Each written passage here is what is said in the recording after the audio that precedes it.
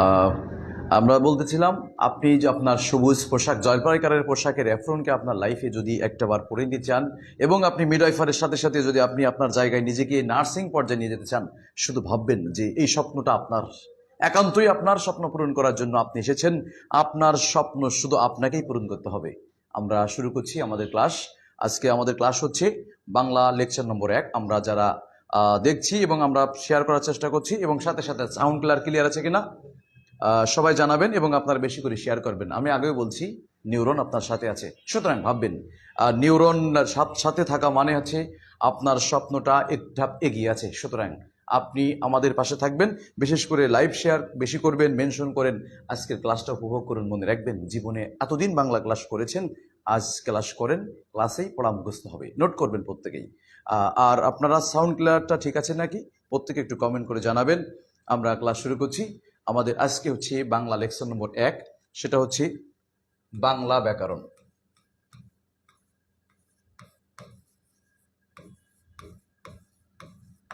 প্রিয় শিক্ষার্থীরা, আমরা যেটা দেখেছি, আমি লিখেছি বাংলা, মনে রাখবেন একটা কথা, একটা প্রথম কোশ্চেন, অনেশ্বরযুক্ত শব্দ যেখানে থাকবে সেটা ব্যাকরণের নিয়মে সন্ধি নিয়মে গঠিত হবে। সন্ধি, আরেকবার বলছি, অনেশ্বরযুক্ত শব্দ যেখানেই থাকবে সেটা ব্যাকরণের ভাষায় সন্ধি নিয়মে গঠিত হবে। বিচ্ছেদে করলে কি হবে? অনেশ্বর যেখানেই থাকবে সেখানে মৌ হবে। সন্ধি বিচ্ছেদ আপনারা জীবনে বহু করেছেন, মনে রাখবেন অনেশ্বরযুক্ত শব্দ ব্যাকরণের সন্ধি নিয়মে গঠিত। আমি যদি বলি বাংলা শব্দের সন্ধি বিচ্ছেদ কি হবে, তার উত্তর হচ্ছে, আমার বয় আকারের সমস্যা নাই, অনেশ্বরযুক্ত স্থান, অনেশ্বর মানে হচ্ছে সেখানে মৌ, বসালাম মৌ, তারপরে বসাচ্ছি লা। কোয়েশ্চেন, বাংলা অনেশ্বরযুক্ত শব্দ মো দিয়ে গঠিত হয়েছে, তাই বাংলা সন্ধি নিয়মে গঠিত। আমি একটা প্রশ্ন ছড়িয়ে দিচ্ছি, তাহলে অনেশ্বরযুক্ত শব্দ যেখানেই থাকবে যদি সেটা মই হয়, তাহলে আপনি বিচ্ছেদ করে দেখান সংবিধান শব্দের সন্ধি বিচ্ছেদ কি হবে। প্রিয় শিক্ষার্থীরা, সংবিধান শব্দের সন্ধি বিচ্ছেদ কি হবে আপনারা কমেন্টে উত্তর জানান। সংবিধান শব্দটি উত্তরে কি হবে? সাথে সাথে থাকবে আরেকটা, সংগ্রাম শব্দের সন্ধি বিচ্ছেদ কি হবে। আমি একবার বলে দিচ্ছি প্রিয় শিক্ষার্থীরা, অনেশ্বর যেখানেই মৌ, মৌ সেখানে, অতএব অনেশ্বর যেখানে থাকবে সেখানে সন্ধি বিচ্ছেদে মৌ বসবে, নিয়মে সেটি সন্ধি হবে। তাহলে সংবিধান এবং সংগ্রাম শব্দের সন্ধি বিচ্ছেদ কি হবে? অবশ্যই এটা আপনার কমেন্টে জানাবেন প্রিয় শিক্ষার্থীরা। তারপর ব্যাকরণ, আমরা দেখেছি আমাদের দ্বিতীয় শব্দ হচ্ছে ব্যাকরণ। আমরা দেখব, মনে রাখবো সবাই, যেখানেই র নিয়মে সেটি প্রত্যয় হবে, আমি আরেকবার, অনেশ্বর থাকলে মৌ এবং র থাকলে প্রত্যয়। ব্যাকরণ শব্দটা কি নিয়মে গঠিত হয়েছে? প্রত্যয়। তাহলে এখানে কি হবে? বি ভাঙে, বি যোগ আ যোগ ক্রি যোগ অন সমান সমান ব্যাকরণ। আমরা ভাঙছি, বি এখানে আছে, বি এখানে আছে আকার, আমরা দিয়েছি আকার। মনে রাখবেন প্রত্যয় যেখানে থাকবে মনে রাখবেন র প্রত্যয়ে গ্রহণ করে না, ওর আগের বর্ণে যেটা থাকবে সেটা রিকার হয়ে যাবে। আগের বর্ণে আছে ক, তাহলে আমরা দিয়েছি ক্রি। থাকে হচ্ছে সকল ব্যঞ্জনের শেষ উচ্চারণ অ, রয়ের উচ্চারণ করলে হয় অ, থাকছে হচ্ছে দন্তান্ন, তাহলে হচ্ছে অন। ব্যাকরণ শব্দটা ভাঙলে পাওয়া যায় বি যোগ আ যোগ ক্রি যোগ অন সমান ব্যাকরণ। মনে রাখবেন একটা শব্দে ক আর র ভেঙে গিয়েছে, এটা একটা ধাতু চিহ্ন দিতে হবে, এটা হচ্ছে ব্যাকরণ। বিসিএস সহ বিভিন্ন পরীক্ষায় এটা আমরা দেখেছি। ব্যাকরণ শব্দটি কি নিয়মে গঠিত হয়েছে? ব্যাকরণ শব্দটা গঠিত হয়েছে প্রত্যয় নিয়মে। ব্যাকরণ শব্দটি ভাঙলে পাওয়া যায় বি যোগ আ যোগ ক্রি যোগ অন সমান সমান ব্যাকরণ। প্রিয় শিক্ষার্থীরা, এখান থেকে দুইটা প্রশ্ন আমরা কমন পাচ্ছি। এক হচ্ছে ব্যাকরণ শব্দটা ভাঙলে কি কি গঠিত হয়? উত্তর মুখস্থ রাখবেন, বি আ ক্রি অন। ব্যাকরণ গঠিত হয়েছে প্রত্যয় নিয়মে। কারণ কি ছিল? র ছিল, তাই আমরা বলছি প্রত্যয়। ব্যাকরণ থাকলে হবে প্রত্যয়, অনেশ্বর যুক্ত থাকবে যেখানেই সেইটা নিয়ম হবে সন্ধি, বিচ্ছেদের ক্ষেত্রে সেখানে হবে মৌ। অতএব বাংলা ভাঙলে বাম যোগ ল। কোয়েশ্চেন আপনাদের কাছে, তাহলে সংবিধান শব্দটির উত্তর আপনারা কমেন্টে জানাবেন। আর আমি আরেকবার বলছি, আজকের ক্লাসটি এমসিকিউ যতটা গুরুত্বপূর্ণ, ঠিক তার থেকে গুরুত্বপূর্ণ হচ্ছে আপনি যেখান থেকে প্রস্তুতি নিচ্ছেন না কেন, সব জায়গায় বাংলাটাই গুরুত্বপূর্ণ। আজকে সংবিধান এবং সংগ্রাম শব্দের বিচ্ছেদটি আপনারা করে দেখান প্রিয় শিক্ষার্থীরা। 2 মার্ক কোয়েশ্চেন আমরা পেয়ে গেছি। মনে রাখবেন নার্সিং এর কোয়েশ্চেন, ব্যাকরণ শব্দের অর্থ বিশেষ বিশ্লেষণ। যদি ব্যাকরণ শব্দের বিশ্লেষণ না আসে তাহলে অবশ্যই থাকবে ব্যাকরণ কি নিয়মে গঠিত হয়েছে। মনে রাখবেন, বাংলার বেসিক্যালি কোয়েশ্চেন হচ্ছে ব্যাকরণ শব্দটা কি নিয়মে গঠিত হয়েছে। অবশ্যই আপনারা জানাবেন সংবিধান এবং সংগ্রাম শব্দের সন্ধি বিচ্ছেদ কি নিয়মের ক্ষেত্রে আমরা বলে দিয়েছি। প্রিয় শিক্ষার্থীরা, আমরা কমেন্টে জানাচ্ছি সংবিধান এবং সংগ্রাম শব্দটি সন্ধি বিচ্ছেদে কি হবে। প্রিয় শিক্ষার্থীরা, আমরা আরেকটা বার বলে দিচ্ছি, অনেশ্বর যেখানে থাকবে সেখানে মো হবে, র থাকবে যেখানে, প্রত্যয় হবে সেখানে, ভাঙলে হবে বি আ ক্রি ওয়ান। অতএব ব্যাকরণ শব্দের অর্থ বিশেষ বিশ্লেষণ। কোয়েশ্চেন কমন, ব্যাকরণ শব্দের অর্থ বিশেষ বিশ্লেষণ। এবার আসি, ব্যাকরণের আদি স্থান কোথায়? ব্যাকরণের আদি স্থান কি বলতিস, শোনা যাচ্ছে, তুই এত জোরে জোরে কথা বলতেছিস কেন? আমরা ইতিমধ্যে দেখতে পেয়েছি আমাদের নিউরো নার্সিং ভর্তি কোচিং এর রাজশাহী শাখার প্রাণভোমরা।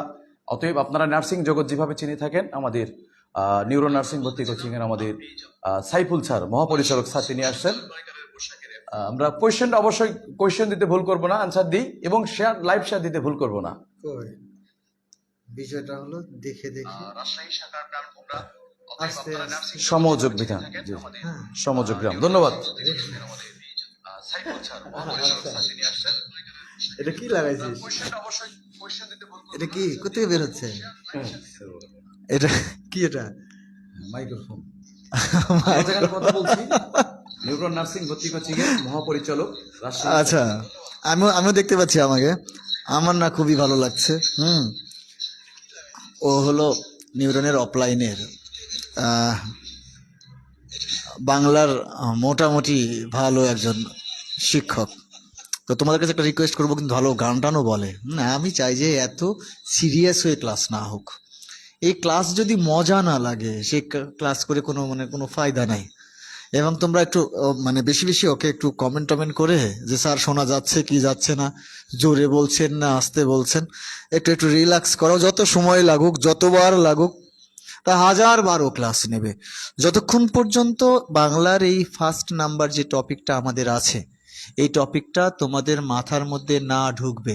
সেখানে গিয়ে তোমরা আবারও ওখানে কমেন্ট করে ওকে জানাও। মাঝে মাঝে আমি একটু চেষ্টা চালাচ্ছি যে ও যেন কমেন্টগুলো দেখে দেখে প্রয়োজনে আবারও যদি 2 ঘন্টা লাগে, 3 ঘন্টা লাগে, ও সেটা করবে। এবং একটা জিনিস ও ভালো করে জানে যে যখন একটু টায়ার্ড লাগবে তখন যেন একটু গান টান গিয়ে, হ্যাঁ অবশ্যই পারিস তো নাকি? তো একটু আস্তে আস্তে, তো নেট মনে হয় একটু দুর্বল নাকি বুঝতে পারছি না, কেমন জানি। হ্যাঁ শাহরিয়ার, মানে আমি তো এর এখানে দেখতেই পাচ্ছি না, নেট তো দুর্বল মনে হচ্ছে। কিন্তু পাসওয়ার্ড দিস নাই? কি দিয়ে? আ তুই মানে তোর ওই যে কি বলে এমবি দিয়ে চলছিস?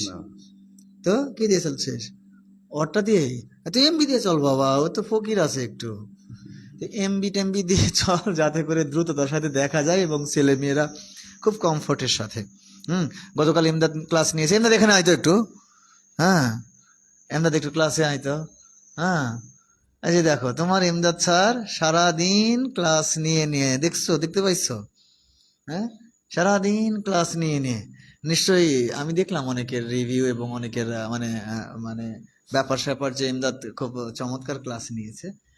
আমি খুব দৃঢ়ভাবে বিশ্বাস করি যে ও নিবে। হ্যাঁ, নিউরন আমরা আসলে কিছুটা আনাড়ি, বুঝেছো?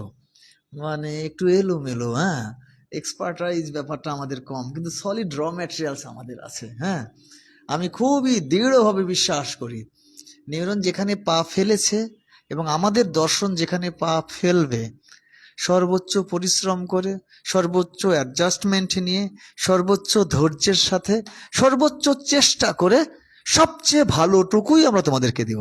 কি ইমদাদ, একমত তো নাকি? তো তুই কিছু বল, আর জন্য উইশ কর, ফার্স্ট টাইম ক্লাস হচ্ছে। আসলে অনলাইনে ক্লাস নেওয়াটা একটা আমরা অফলাইনে যেভাবে ক্লাসটা নেই, অনলাইনে বিষয়টা একটু অন্যরকম। আমি গত বছর প্রথমত যে ক্লাসগুলো নিয়েছিলাম এগুলো দারুণ সমস্যা হয়েছিল, কিন্তু পরবর্তীতে অ্যাডজাস্ট করে নিয়েছি আর কি। প্রথমে হাবিব ভাইয়ের মনে হয় আজকে প্রথম নাকি অনলাইনে? হ্যাঁ, প্রথমে একটু সমস্যা হবে, তোমরা সহযোগিতা করবা, ভাইকে একটু কমেন্ট করবা, ভাইয়ের হাতে ফোনটা থাকবে, ভাই যে প্রশ্নগুলো করবে তোমরা কমেন্টে উত্তরগুলো দিবা, ভাই তোমাদের নাম মেনশন করে বলবে, ঠিক আছে? আর জানোই যে প্রথমত আর কি একটু ব্যাপারগুলো একটু কষ্টকর হয়, পরবর্তীতে আস্তে আস্তে আশা করি অভ্যস্ত হয়ে যাব। সবাই আমরা চেষ্টা করছি তোমাদেরকে অনলাইনে বেস্টটা দিয়ে গড়ে তোলার। এখানে আমাদের কোনো মনের ভেতরে কোনো কৃপণতা নেই। আমার গলার অবস্থা খুবই খারাপ, কালকে সারাদিন হই হুল্লোড় করে অবস্থা খারাপ। সবার জন্য শুভকামনা রইল। আর হাবিব ভাইকে একটু তোমরা সহযোগিতা করবা, যে প্রশ্নগুলো করবে সেগুলো জাস্ট আর কি তোমরা কমেন্টে একটু রিপ্লাই দিবা। আর রিপ্লাই আসতে ভাই একটু 2-1 মিনিট বা কয়েক সেকেন্ড দেরি হয়, সমস্যা নেই। জি প্রিয় শিক্ষার্থীরা, ধন্যবাদ সাইফুল স্যারকে এবং ইমদাদ ভাইকে। আসলে বিষয় হচ্ছে যে প্র্যাকটিস ম্যাক্সিমাম পারফেক্ট। আমরা চেষ্টা করছি আমাদের মতো করে সুন্দর করে আমাদের প্ল্যাটফর্মকে সুন্দরভাবে সাজানোর জন্য। ধন্যবাদ সংযোগ বিধান শিরিন আক্তার, অসংখ্য ধন্যবাদ। তারা উত্তরটা দিয়েছেন। তাহলে আমাদের সন্ধি বিচ্ছেদে আমরা একটা জিনিসটি শিখলাম, অনেশ্বর যেখানে থাকবে সেখানে সন্ধি বিচ্ছেদে আমরা মো বসাবো, এবং ব্যাকরণ যেখানে থাকবে র সেখানে সেটা আমরা নিয়মে প্রত্যয় লিখছি। ব্যাকরণ শব্দটা ভাঙলে আমরা পাচ্ছি বি আ ক্রি ওয়ান, ব্যাকরণ। ব্যাকরণ প্রশ্ন, ব্যাকরণ শব্দের অর্থ বিশেষ বিশ্লেষণ। প্রিয় শিক্ষার্থীরা, আমরা কোশ্চেনগুলো নোট করছি। ব্যাকরণ শব্দের অর্থ বিশেষ বিশ্লেষণ। এখান থেকে আর কি প্রশ্ন হয়? ব্যাকরণের আদি স্থান, ব্যাকরণের আদি স্থান, আদি স্থান আমরা পড়ে থাকবো। ব্যাকরণের আদি স্থান গ্রীস। প্রিয় শিক্ষার্থীরা, ব্যাকরণের আদি স্থান বলা হয় গ্রীসকে। এবার একটা প্রশ্ন আমরা দিয়ে দিই, আপনারা প্রশ্ন উত্তর দিয়ে দেবেন। পানিনি কে ছিলেন? পানিনি কে ছিলেন? প্রশ্নের উত্তরটা আমরা অবশ্যই কমেন্টে দিয়ে দেব। পানিনি কে ছিলেন? এই প্রশ্নটা খুবই গুরুত্বপূর্ণ। এটা নার্সিং সহ বিভিন্ন প্রতিযোগিতামূলক পরীক্ষায় এই প্রশ্নটা আসে, পানিনি কে ছিলেন? তাহলে আমরা উত্তর অবশ্যই কমেন্টে দিয়ে দিচ্ছি। কিন্তু মনে রাখবেন, পানিনি একটা ভাষার ব্যাকরণবিদ ছিলেন। তাহলে উত্তর আমরা পেয়ে যাচ্ছি পানিনি ব্যাকরণবিদ ছিলেন। কিন্তু কোন ভাষার ব্যাকরণবিদ, এই যে পরীক্ষায় আসে বেশি। পানিনি সংস্কৃত ভাষার ব্যাকরণবিদ, সংস্কৃত ভাষার ব্যাকরণবিদ। তাহলে পানিনি সংস্কৃত ভাষার একজন ব্যাকরণবিদ। তাহলে এখন থেকে 4টা প্রশ্ন পেয়েছি। এক হচ্ছে অনেশ্বর যুক্ত শব্দ যেখানে থাকবে সেটা নিয়মে হবে সন্ধি, সেখানে বিচ্ছেদে বসবে মো, এবং ব্যাকরণের ভাঙলে বি আ ক্রি ওয়ান। ব্যাকরণ শব্দের অর্থ বিশেষ বিশ্লেষণ। ব্যাকরণের আদি স্থান গ্রীস। পানিনি একজন ব্যাকরণবিদ ছিলেন, সংস্কৃত ভাষার ব্যাকরণবিদ।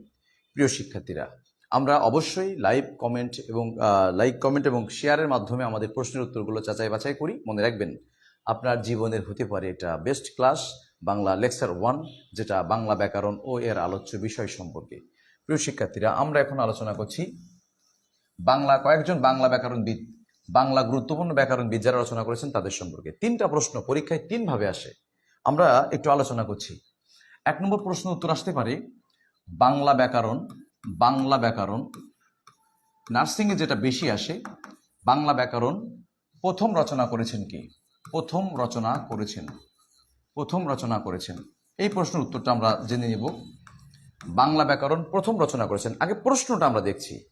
2 নম্বর কোশ্চেন থাকবে বাংলা ব্যাকরণ রচনা করেছেন প্রথম, কিন্তু সেটা হচ্ছে বাঙালি হিসেবে। এই প্রশ্নটা আমাদের পরীক্ষা সবচেয়ে বেশি আসে। এটা 44তম বিসিএস 45তম বিসিএস এটা এসেছিল। বাংলা ব্যাকরণ বাঙালি হিসেবে কে রচনা করেন? পরীক্ষার কোশ্চেনটা খুবই গুরুত্বপূর্ণ। আমরা দেখছি বাঙালি হিসেবে প্রথম বাংলা ব্যাকরণ রচনা করেন রাজা রামমোহন রায়। রাজা রামমোহন রায় আমরা দেখেছি। ধন্যবাদ মাহফুজা মারুফাকে। বাঙালি হিসেবে প্রথম বাংলা ব্যাকরণ রচনা করেছেন রাজা রামমোহন রায়। আমরা দেখছি রাজা রামমোহন রায় সম্পর্কে একটু আলোচনা। রাজা রামমোহন রায় ইনার যে ব্যাকরণটি রচনা করেছেন সেই ব্যাকরণটার নাম হচ্ছে গৌড়ীয় ব্যাকরণ। ব্যাকরণটার নাম হচ্ছে গৌড়ীয় ব্যাকরণ। প্রিয় শিক্ষার্থীরা, আমরা দেখব তাহলে প্রথম বাঙালি হিসেবে বাংলা ব্যাকরণ রচনা করেন রাজা রামমোহন রায়। সেই ব্যাকরণটার নাম হচ্ছে গৌড়ীয় ব্যাকরণ।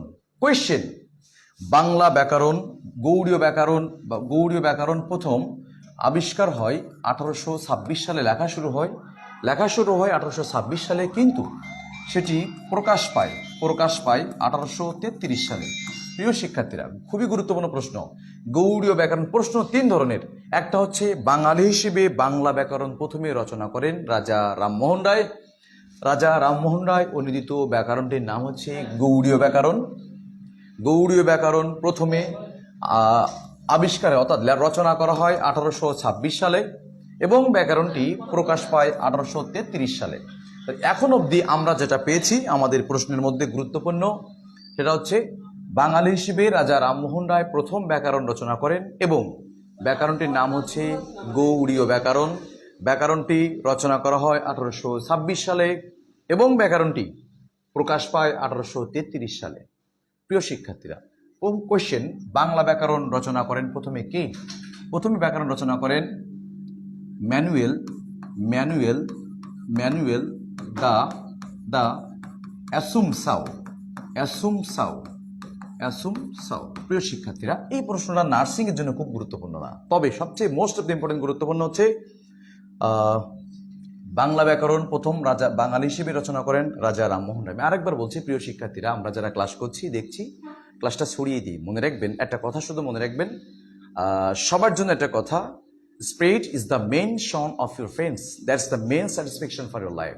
যত প্রচার থাকবে তত প্রসার হবে। আর একটা জিনিস মনে রাখবেন, সবাই মনে রাখবো, উল ইনফিক ফি শাইইন ফি কুল্লিহি ওয়া ফি বালাদিহি। পৃথিবীর প্রতিটা কাজ যেটা মানুষ ধীরে ধীরে করে, প্রচার প্রসার করে, এবং ওয়াইনফিক ফিহি বিমা ইলমিহি, যদি সেই মধ্যে যদি জ্ঞান থাকে আর সেই জ্ঞান অনুযায়ী যদি মানুষ তা করে, অবিমা জা ইলমিহি ফিহি শাইইন ফাইল, ওই জ্ঞান যদি কেউ কাজে লাগায় তাহলে তার জীবনের সফলতার পথ খুব বেশি ধীরে নয়। তাই আমরা চেষ্টা করছি। তাহলে কোয়েশ্চেন আমরা নোট করছি, বাঙালি হিসেবে বাংলা ব্যাকরণ রচনা করেন রাজা রামমোহন রায়। ব্যাকরণের নাম গৌড়ীয় ব্যাকরণ, রচনা করা হয় 1826 সালে এবং ব্যাকরণটি প্রকাশ পায় 1833 সালে। প্রিয় শিক্ষার্থীরা, তারপরের কোয়েশ্চেন, তাহলে আমরা এখন পর্যন্ত প্রশ্ন যা পড়িয়েছি তার মধ্যে একটা হচ্ছে ব্যাকরণ শব্দটা প্রত্যয় নিয়মে গঠিত ও বাংলা অনেশ্বর যুক্ত, তাই এটা গঠিত হয়েছে, বাংলা গঠিত হয়েছে সন্ধি নিয়মে। ব্যাকরণের আদি স্থান গ্রিস। ব্যাকরণ শব্দের অর্থ বিশেষ বিশ্লেষণ। ব্যাকরণ পাণিনি একজন ব্যাকরণবিদ, সংস্কৃত ভাষার ব্যাকরণবিদ। এবং হ্যাঁ, আমি আবারও বলছি, সবাই মেনশন করি এবং সবাইকে লাইভ শেয়ারটা দিই, কারণ ভাই ব্যাপার হচ্ছে আপনারা শেয়ারের মাধ্যমে, হতে পারে আপনি স্টুডেন্ট না, কিন্তু আপনার শেয়ারের মাধ্যমে আপনার একজন সহপাঠী বা যে কোনো মানুষ ক্লাসটা করে যদি উপকৃত হয়, বিনিময় লাভ হচ্ছে। এরকম যে knowledge is the first separate knowledge of the world, ছড়িয়ে দেয়া জ্ঞান সবচেয়ে কাজে লাগে বেশি। সুতরাং আমরা চেষ্টা করছি সুন্দরভাবে বোঝানোর জন্য। আপনারা লাইভ শেয়ার বেশি করেন, মেনশন করেন, যা বিশেষ করে যারা নার্সিংকে পড়তে চায়। আমি আবার বলছি, নার্সিং জগৎকে এগিয়ে নেওয়ার জন্য একটা নাম, আপনাদের নিউরন আপনাদের সাথে ছিল, এখনো আছে, থাকবে ইনশাআল্লাহ। পরের প্রশ্ন আমরা যেটা দেখব, পরের প্রশ্ন আমরা দেখি, একটা প্রশ্ন বারবার পড়ে, ব্যাকরণ ব্যাকরণ মঞ্জুরি। ব্যাকরণ মঞ্জুরি এই গ্রন্থটি কার লেখা? ব্যাকরণ মঞ্জুরি গ্রন্থটি কার লেখা? সেম কোয়েশ্চেন, ব্যাকরণ কৌমুদি গ্রন্থটি কার লেখা? কৌমুদি গ্রন্থটি কার লেখা? কোয়েশ্চেন, এই কয়েকটা গ্রন্থ পড়লে একটা প্রশ্ন এখানে কমন এসে যাবে। আমরা আরেকটা প্রশ্ন পড়ছি, সেটা হচ্ছে যে শব্দ মঞ্জুরি। শব্দ মঞ্জুরি কে লিখেছেন? শব্দ মঞ্জুরি কে রচনা করেছেন? এই 3টা গ্রন্থ পড়লে একটা প্রশ্ন আসতে পারে। তবে হ্যাঁ, আজকের লাইভটি আরো বেশি করে মনে রাখবো যে আজকের এই প্রশ্নটি বিশ্ববিদ্যালয় সহ নার্সিং এর প্রতিটা সেক্টরে প্রশ্নগুলো গুরুত্বপূর্ণ। যেমন যদি বলি, ব্যাকরণ মঞ্জুরি রচনা করেছেন ইনামুল হক।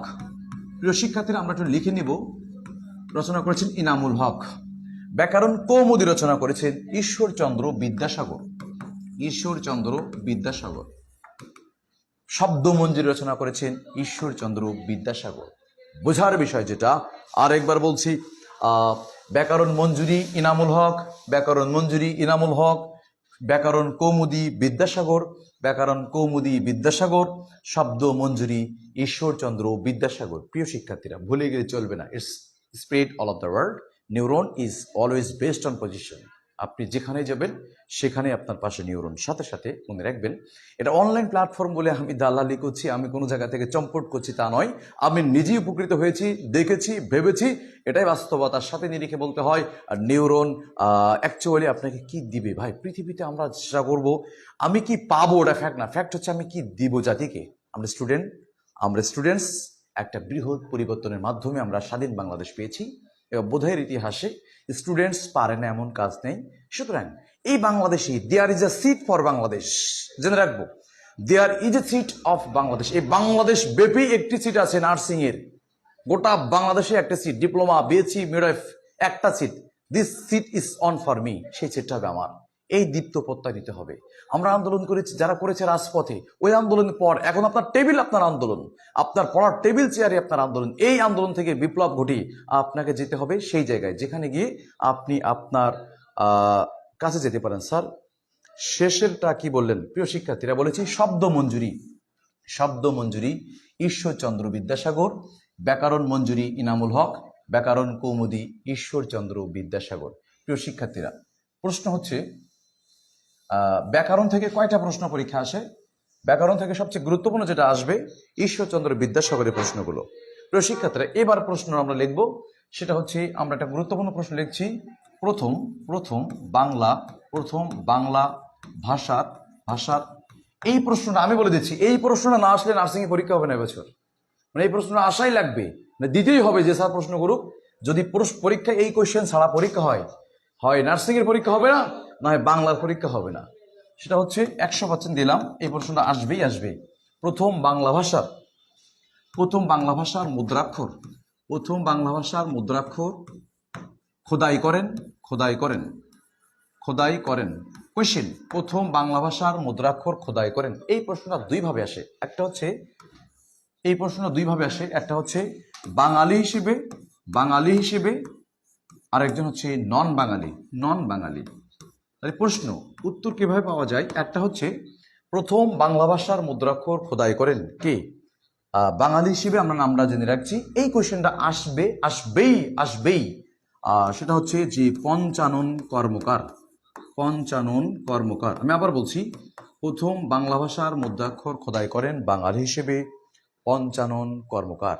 এবং নন বাঙালি হিসেবে কি? নন বাঙালি। অতএব প্রথমে যে ব্যক্তিটি আবিষ্কার করেছিলেন তার নাম হচ্ছে চার্লস উইলিকিন্স। প্রিয় শিক্ষার্থীরা, তাহলে এই কোয়েশ্চেনটা পরীক্ষায় দুইভাবে আসতে পারে। এক, প্রথম বাংলা ভাষার মুদ্রাক্ষর খোদাই করেন কে?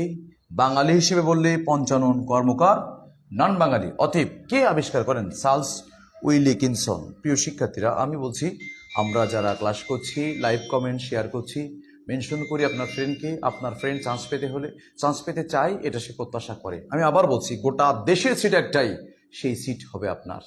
প্রিয় শিক্ষার্থীরা, এটা 100% কোয়েশ্চেনটা পরীক্ষা আসবে।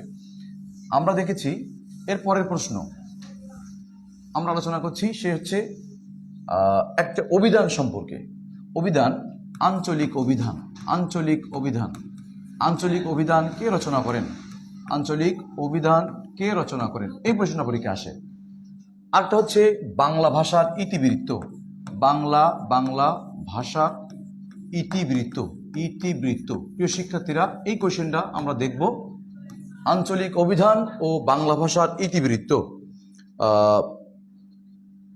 আঞ্চলিক অভিধান ও বাংলা ভাষার ইতিবৃত্ত রচনা করেছেন এক ব্যক্তি, ডক্টর মোহাম্মদ শহীদুল্লাহ। আবার বলছি, আঞ্চলিক অভিধান রচনা করেছেন, বাংলা ভাষার ইতিবৃত্ত রচনা করেছেন ডক্টর মোহাম্মদ শহীদুল্লাহ। জেনে রাখবো, নোট করি, ডক্টর মোহাম্মদ শহীদুল্লাহ বলেছেন, শহীদুল্লাহকে বলা হয়, ডক্টর মোহাম্মদ শহীদুল্লাহকে বলা হয় ভাষা বিজ্ঞানী। প্রিয় শিক্ষার্থীরা, আমরা দেখছি ডক্টর মোহাম্মদ শহীদুল্লাহকে বলা হয় ভাষা বিজ্ঞানী। ডক্টর মোহাম্মদ শহীদুল্লাহ 18টি ভাষা জানতেন, 18টি ভাষা। আমরা আরেকটা ইনফরমেশন দিই, ডক্টর মোহাম্মদ নন বাঙালি হবে চার্লস উইলিকিনসন। চার্লস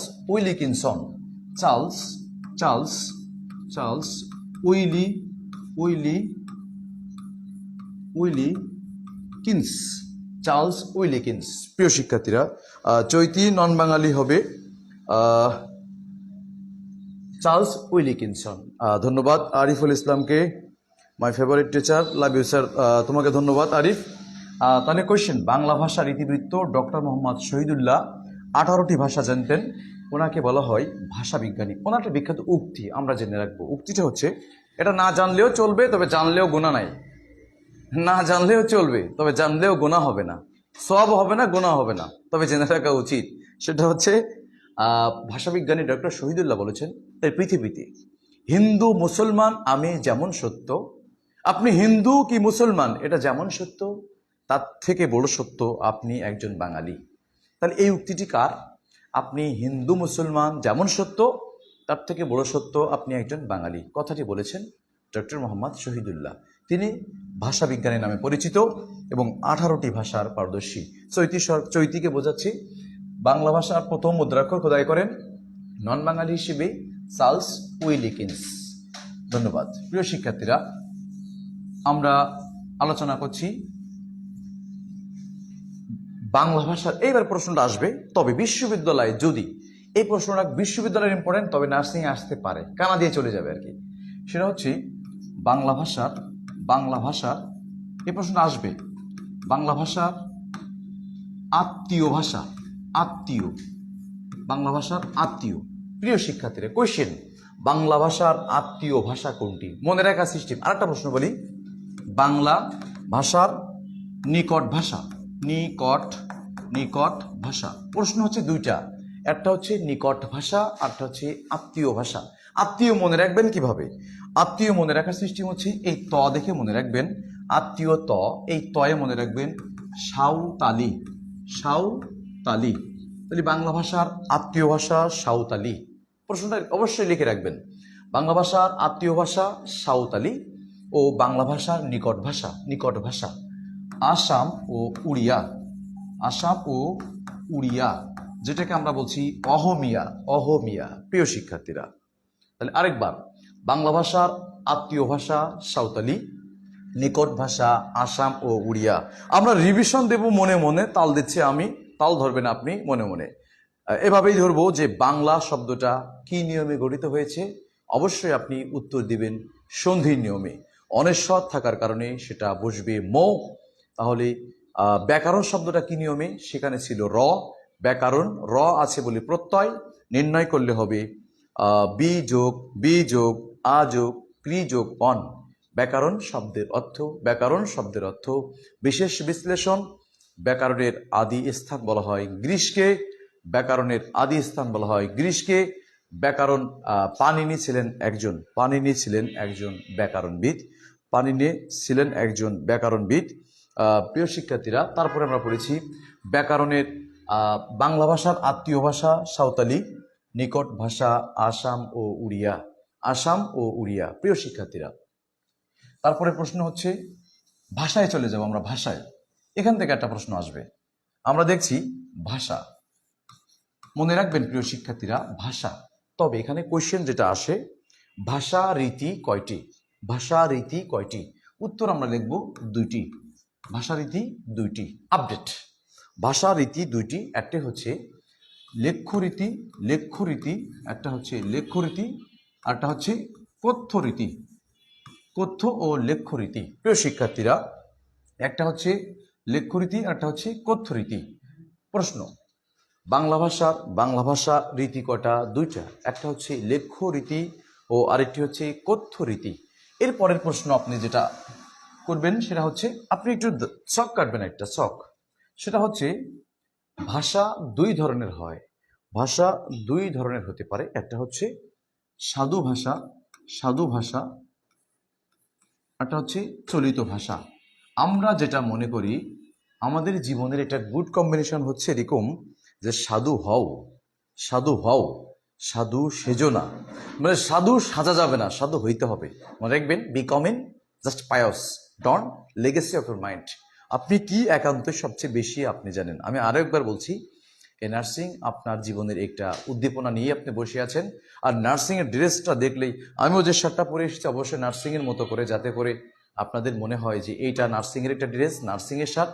এই শার্টের বিনিময়ে বা এই অ্যাফ্রনটা আপনার জীবনের একটা গুরুত্বপূর্ণ, আপনার ড্রিম যেটা নার্সিং, সেহেতু অবশ্যই আপনার স্বপ্নকে একটু পূরণ করার জন্য এই নার্সিং আপনার সাথে আছে নিউরন। শুধু মনে রাখবেন, আপনি যেটা ভাববেন সেটা ভাবার বিষয় হয়ে ভাববেন। কোয়েশ্চেন, ভাষা রীতি দুইটা, ভাষা দুই ধরনের হতে পারে, একটা সাধু আর একটা চলিত। তবে এখান থেকে প্রশ্ন আসে কি কি? প্রশ্ন আছে সাধু ভাষা আবিষ্কার করেন কে? সাধু ভাষা আবিষ্কার করেন কে? প্রিয় শিক্ষার্থীরা, আমরা দেখেছি সাধু ভাষা আবিষ্কার করেন রাজা রামমোহন রায়। রাজা রামমোহন, রাজা রামমোহন।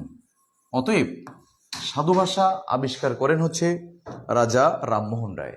কোয়েশ্চেন, কিন্তু সাধু ভাষায় আবিষ্কার করেন রাজা রামমোহন, কিন্তু গল্প লেখেন কে? সাধু ভাষায় প্রথমে গল্প লেখেন কে? সাধু ভাষার প্রথম গল্প লেখেন ঈশ্বরচন্দ্র। ঈশ্বরচন্দ্র। আমরা জানব সাধু ভাষায় প্রথমে গল্প লেখেন ঈশ্বরচন্দ্র, কিন্তু ভাষাটা আবিষ্কার করেছেন রাজা রামমোহন রায়। কিন্তু সেই গল্পটার নাম কি? সেই গল্পটার নাম হচ্ছে ইতল ইতল ইতল পঞ্চবিংশতি। পঞ্চবিংশতি, বিংশতি। আমরা দেখব গল্পটার নাম হচ্ছে ইতল পঞ্চবিংশতি। এটা মুখস্থ করার প্রয়োজন নাই, শুধু মনে রাখবেন সাধু ভাষায় গল্প লিখেছেন কি ঈশ্বরচন্দ্র, আবিষ্কার করেছেন কি রাজা রামমোহন রায়। আর একটা ইম্পর্টেন্ট জিনিস হচ্ছে ঈশ্বরচন্দ্র বিদ্যাসাগর সম্পর্কে আপনার ভাবনা চৌধুরী, ওয়ালাইকুম আসসালাম। বাংলার আত্মীয় ভাষা শর্মিলি, বাংলার আত্মীয় ভাষা হচ্ছে সাঁওতালি। সাঁওতালি, বাংলার আত্মীয় ভাষা সাঁওতালি ভাষা।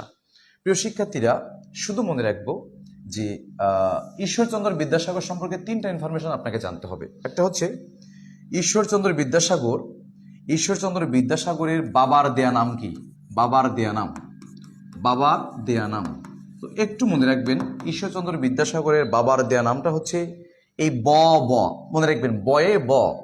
ঈশ্বরচন্দ্র বিদ্যাসাগরের বাবার দেয়া নাম হচ্ছে ঈশ্বরচন্দ্র। এটা তো এমনি মনে থাকবে আপনার ঈশ্বরচন্দ্র, আর এই বয়ের জন্য মনে রাখবেন বন্দ্যোপাধ্যায়। বন্দ্যোপাধ্যায়। তাহলে ঈশ্বরচন্দ্রের বিদ্যাসাগরের বাবার দেয়া নাম কোনটি? ঈশ্বরচন্দ্র বন্দ্যোপাধ্যায়। এর মনে রাখার টেকনিক কি? এখানে আছে ব, এখানে আছে ব। ঈশ্বরচন্দ্র বিদ্যাসাগরের পিতার নাম হচ্ছে, পিতার দেয়া নাম ঈশ্বরচন্দ্র বন্দ্যোপাধ্যায়। আয়েশা সিদ্দিকা, ওয়ালাইকুম আসসালাম। মাসুদা জামান, ওয়ালাইকুম আসসালাম। আমরা বিষয় করছি, তোমরা ক্লাসগুলো অবশ্যই নোট করে করে একটু করার চেষ্টা করব। এবার ঈশ্বরচন্দ্র স্বাক্ষর করতেন কি নামে? প্রিয় শিক্ষার্থীরা, ঈশ্বরচন্দ্র স্বাক্ষর করতেন কি নামে? আমি বলেছিলাম বাবার দেয়া নাম বন্দ্যোপাধ্যায় বয়ে ব, তবে স্বাক্ষর করতেন শয়ে স অথবা শর্মা নামে। শর্মা, এই দন্তস্বয়ে স মনে রাখবো। ঈশ্বরচন্দ্র বিদ্যাসাগর স্বাক্ষর করতেন শর্মা নামে, ঈশ্বরচন্দ্র শর্মা নামে। তাহলে প্রশ্ন, সাধু ভাষা আবিষ্কার করেন, সাধু ভাষা আবিষ্কার করেন রাজা রামমোহন রায়। সাধু ভাষায় গল্প লিখেছেন ঈশ্বরচন্দ্র বিদ্যাসাগর। যদি প্রয়োজন হয় গল্পটার নাম হচ্ছে ইতল পঞ্চবিংশতি। তার বাবার দেয়া নাম বন্দ্যোপাধ্যায়। তিনি স্বাক্ষর করতেন শর্মা নামে, শয়ে স। তবে তার একটা নাম ছিল, আমরা দেখেছি বিদ্যাসাগর। বিদ্যাসাগর। প্রিয় শিক্ষার্থীরা, বিদ্যাসাগর এই নামটা কে দিয়েছিল, কারা দিয়েছিল, প্রশ্ন আসতে পারে। আজকে হচ্ছে 1 নম্বর লেকচারের ক্লাস হচ্ছে। আয়েশা সিদ্দিকার 1 নম্বর লেকচারের ক্লাস, বাংলা ব্যাকরণ ও এর আলোচ্য বিষয়। বিদ্যাসাগরের বিদ্যাসাগর উপাধিটা দিয়েছিলেন সংস্কৃত কলেজ। আমরা একটু নোট করব, সংস্কৃত কলেজ। বিদ্যাসাগর নামটি দিয়েছিল সংস্কৃত কলেজ। সাল বললে 1833 সাল। আমি আরেকটু কমেন্টে যাচ্ছি, সেটা হচ্ছে প্রশ্ন ছড়িয়ে দিচ্ছি আপনার কাছে যা ক্লাস করেছেন তার মধ্যেই। সেটা হচ্ছে ক্লাসটা, প্রশ্ন হচ্ছে রাজা রামমোহন রায় অনুদিত ব্যাকরণটির নাম কি? ব্যাকরণটির নাম কি এবং সেই ব্যাকরণটি কত সালে রচনা করা হয়? অবশ্যই কমেন্টে জানাচ্ছি। প্রশ্নটা হচ্ছে এরকম, রাজা রামমোহন রায় অনুদিত ব্যাকরণটির নাম কি এবং ব্যাকরণটি প্রকাশ করা হয় কত সালে? অবশ্যই কমেন্টের মাধ্যমে আমরা উত্তরটি জানাচ্ছি। প্রিয় শিক্ষার্থীরা, সাধু ভাষা সম্পর্কে ডিটেলস আলোচনা করে ফেলেছি। যেহেতু নার্সিং উপরে পড়াশোনা, শুনেন ভাই, পড়াশোনাকে জীবনের চাপ মনে করলে হবে না। It's your duty, not your duty, that it's your legacy of mind. পড়াশোনা আপনার জীবনের এক অবিচ্ছেদ্য অংশও নয়। জাস্ট পড়াশোনাকে জীবনে একটু গ্রহণ করবেন, গিভ অ্যান্ড টেক, দিবেন আবার নিবেন। শুধু মনে রাখবেন, আপনার এই চোখ, আপনার এই কান, আপনার অঙ্গ যে মহান আল্লাহ সৃষ্টি করেছেন, সেই মহান রব্বুল আলমিনের সান্নিধ্যে আপনি যাবেন, এতটুকু প্রত্যয় দীপ্ত হয়ে আপনি একটা নার্স হতে চান, just a human being.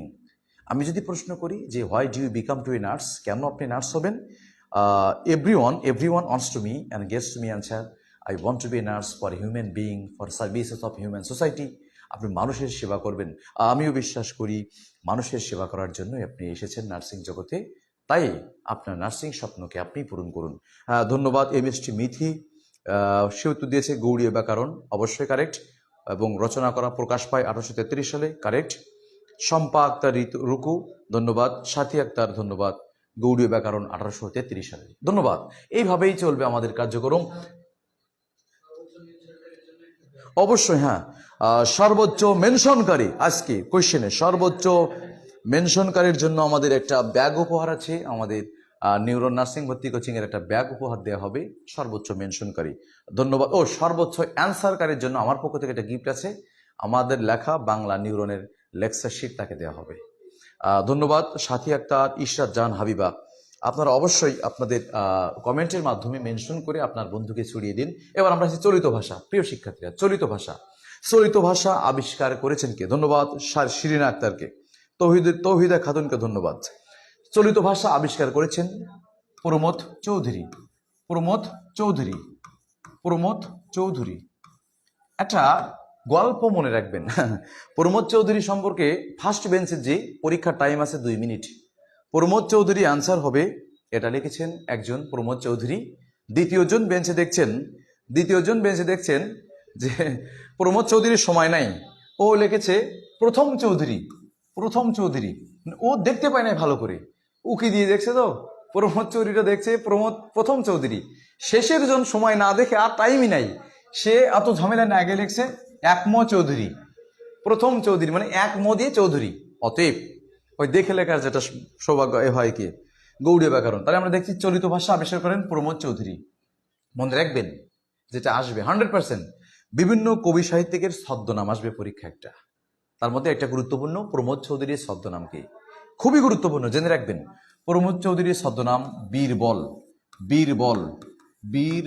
Pramatha চৌধুরীর ছদ্মনাম বীরবল। আমরা আরেকটা প্রশ্ন দেখব। প্রমথ চৌধুরী অনুদিত সম্পাদিত একটি পত্রিকা আছে, পত্রিকার নাম সবুজ পত্র। প্রমথ চৌধুরীর বিখ্যাত স্যার বিদ্যাসাগর পদবী দেওয়া হয় কত সালে? 1833 সালে।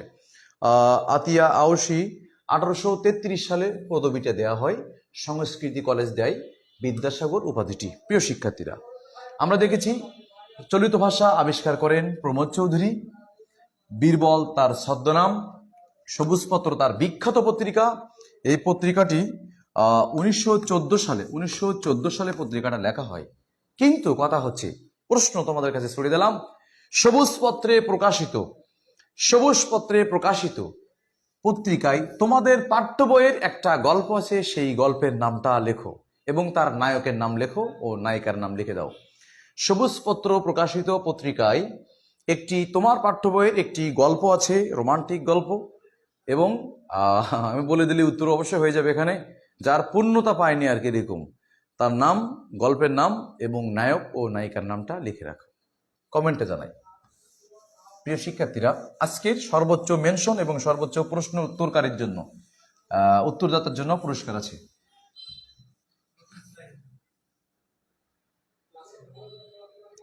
প্রিয় শিক্ষার্থীরা, আমরা আলোচনা করছি ভাষা। তো এটা প্রশ্ন এখানে জেনে রাখবেন, ভাষা এটা ভাষাভাষীর দিক থেকে বাংলা ভাষার স্থান, ভাষাভাষী, এই প্রশ্নটা চেঞ্জ হবে অবশ্যই।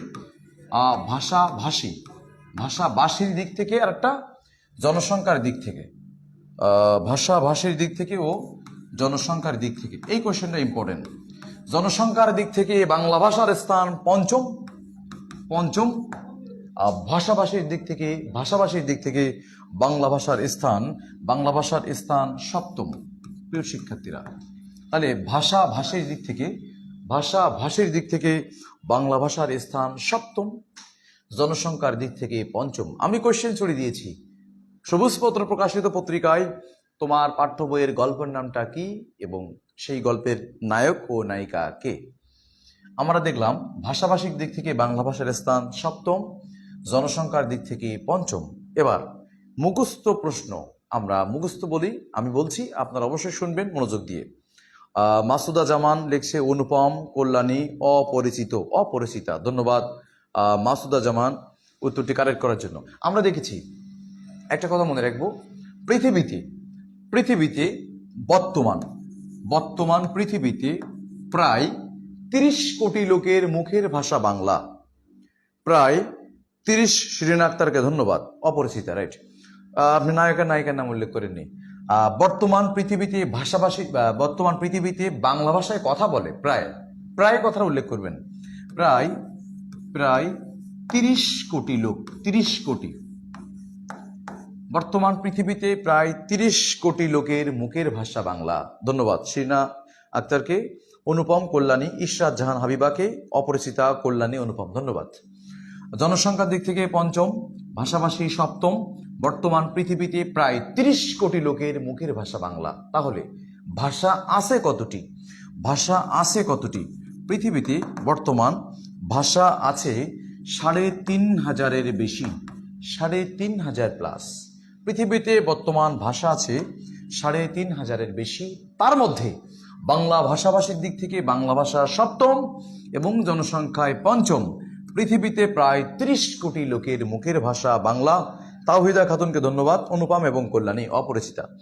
ভাষা আছে পৃথিবীতে 3,500-এর বেশি, কিন্তু কথা হচ্ছে এর মধ্যে সবচেয়ে বহুল ব্যবহৃত ভাষা কোনটি?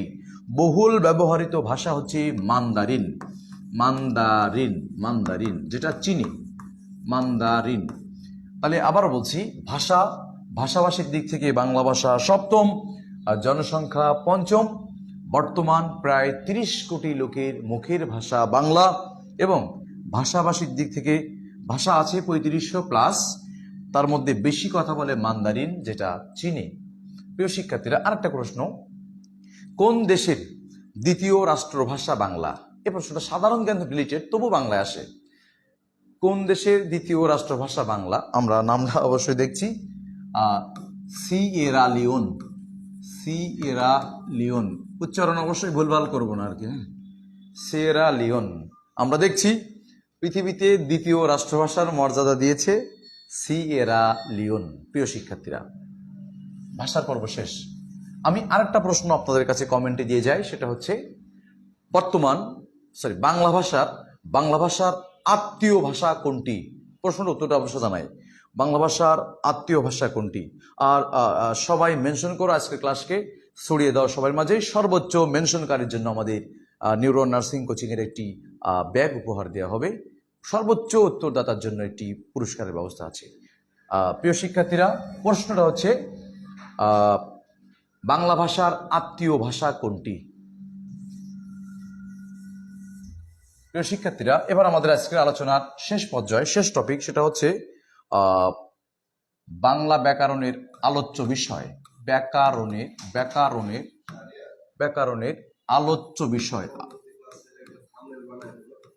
আলোচ্য বিষয়। প্রিয় শিক্ষার্থীরা, আলোচ্য বিষয়, জি ধন্যবাদ শর্মিলীকে, উত্তর হচ্ছে সাঁওতালি, জি। প্রিয় শিক্ষার্থীরা, ব্যাকরণের আলোচ্য বিষয় আমরা দেখছি। ব্যাকরণের আলোচ্য বিষয় 4টি।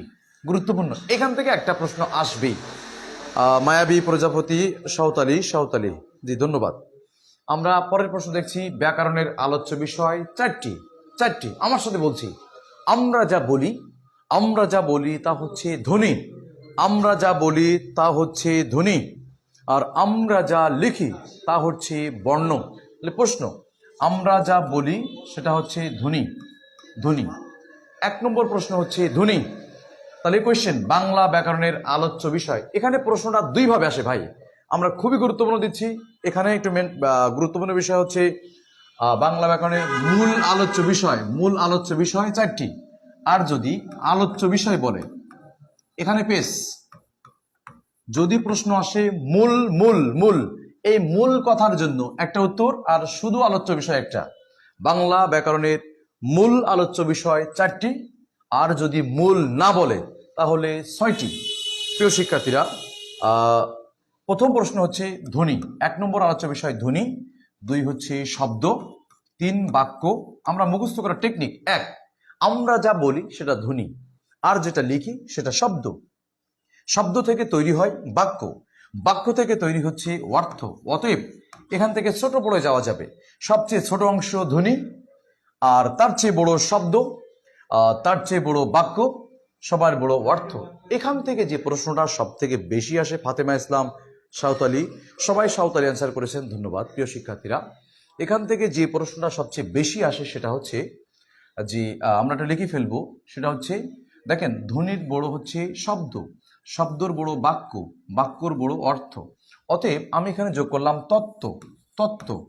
তাহলে প্রথম হচ্ছে মূল আলোচ্য বিষয় 4টি। 1 নম্বর হচ্ছে ধ্বনি তত্ত্ব, ধ্বনি তত্ত্ব, শব্দ তত্ত্ব, বাক্য তত্ত্ব, অর্থ তত্ত্ব। প্রিয় শিক্ষার্থীরা, আমরা দেখছি ধ্বনি তত্ত্ব, শব্দ তত্ত্ব, বাক্য তত্ত্ব ও অর্থ তত্ত্ব।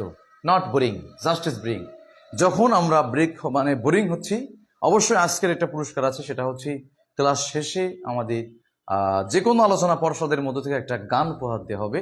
আজকের যারা একটা গান চাই, অবশ্যই অবশ্যই গানটা আমরা দিব। সেটা হচ্ছে এইটুকু দিয়ে আমরা শেষ করে গান দিচ্ছি, একটা গান যেটুকু পারা যায় আর কি, সবাই মিলে একসাথে গান গাবো আর কি।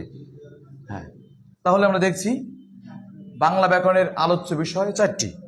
আলোচ্য বিষয় 4টি: 1 হচ্ছে ধ্বনিতত্ত্ব, 2 শব্দতত্ত্ব, 3 বাক্যতত্ত্ব, 4 অর্থতত্ত্ব। এর মধ্যে শব্দতত্ত্বের অপর নাম রূপতত্ত্ব, রূপতত্ত্ব। প্রিয় শিক্ষার্থীরা, আমরা দেখছি শব্দতত্ত্বের অপর নাম রূপতত্ত্ব। মনে রাখবেন, এই কোশ্চেনটা পরীক্ষা আসবে। শব্দতত্ত্বের অপর নাম কি? রূপতত্ত্ব। বাক্যতত্ত্বের অপর নাম কি?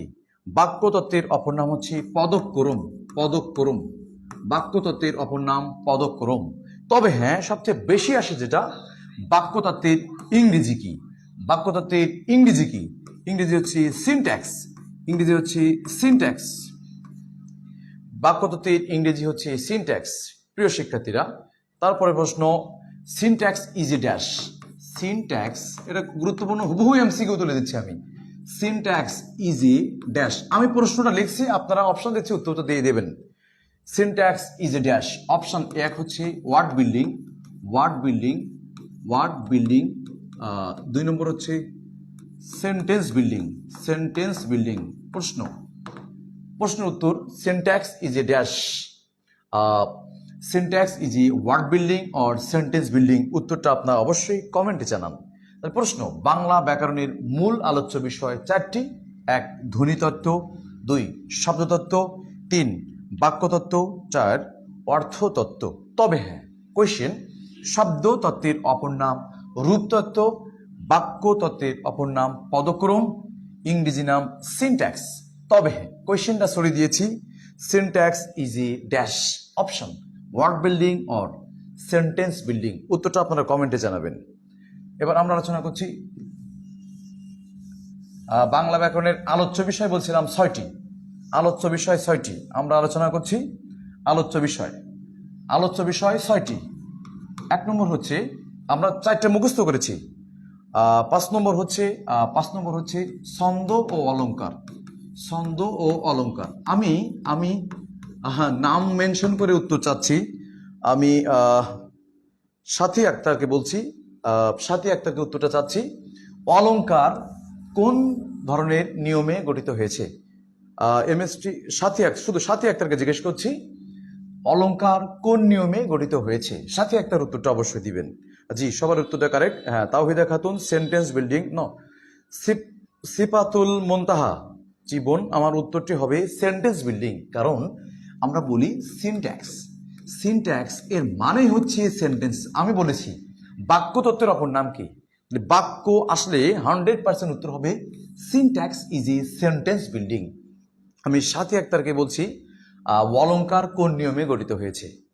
6 নম্বর যে বিষয়টা থাকবে সেটা হচ্ছে অভিধান তত্ত্ব। অভিধান তত্ত্ব বাংলা ব্যাকরণের আলোচ্য বিষয় 6টি, মূল আলোচ্য বিষয় 4টি। অভিধান তত্ত্বের ইংরেজি নাম হচ্ছে লেক্সিকোগ্রাফি। লেক্সিকোগ্রাফি অভিধান তত্ত্বের ইংরেজি নাম লেক্সিকোগ্রাফি। জেনে রাখার জন্য বলছি জি, সাথে একটা ধন্যবাদ। সন্ধি নিয়মে গঠিত। জি, ধন্যবাদ বোন আমার। সন্ধি নিয়মে গঠিত অভিধান তত্ত্বের ইংরেজি নাম লেক্সিকোগ্রাফি। মনে রাখবেন, পৃথিবীতে প্রথম অক্সফোর্ড ডিকশনারি প্রথমে। এই প্রশ্নটা হুবহু প্রশ্ন একটা তুলে দিচ্ছি। হুবহু প্রশ্ন, হু কম্পেলড ইংলিশ অক্সফোর্ড ডিকশনারি। ইংরেজি ভাষায় প্রথম অক্সফোর্ড ডিকশনারি কে বানিয়েছিলেন বা কে আবিষ্কার করেন? উত্তর হচ্ছে স্যামুয়েল জনসন। প্রিয় শিক্ষার্থীরা, স্যামুয়েল জনসন। তাহলে আরেকবার, বাংলা ব্যাকরণের মূল আলোচ্য বিষয় 4টি: ধ্বনিতত্ত্ব, শব্দতত্ত্ব, বাক্যতত্ত্ব ও অর্থতত্ত্ব। এর ভিতরে শব্দতত্ত্বের অপর নাম রূপতত্ত্ব, বাক্যতত্ত্বের অপর নাম পদক্রম, পদক্রমের ইংরেজি syntax is a sentence building. ও 5 নম্বর থাকবে ছন্দ ও অলংকার। 6 নম্বর অভিধান তত্ত্বের ইংরেজি লেক্সিকোগ্রাফি। পৃথিবীতে প্রথম অক্সফোর্ড ডিকশনারি বানিয়েছিলেন আমাদের স্যামুয়েল জনসন। ধন্যবাদ ফাতেমা ইসলামকে। জি, প্রিয় শিক্ষার্থীরা, আমি উত্তরটি পেয়েছি, সন্ধি নিয়মে গঠিত হয়েছে। এবার আমরা হেডলাইন দিব ধ্বনিতত্ত্বের আলোচ্য বিষয়। ধ্বনিতত্ত্বের আলোচ্য বিষয়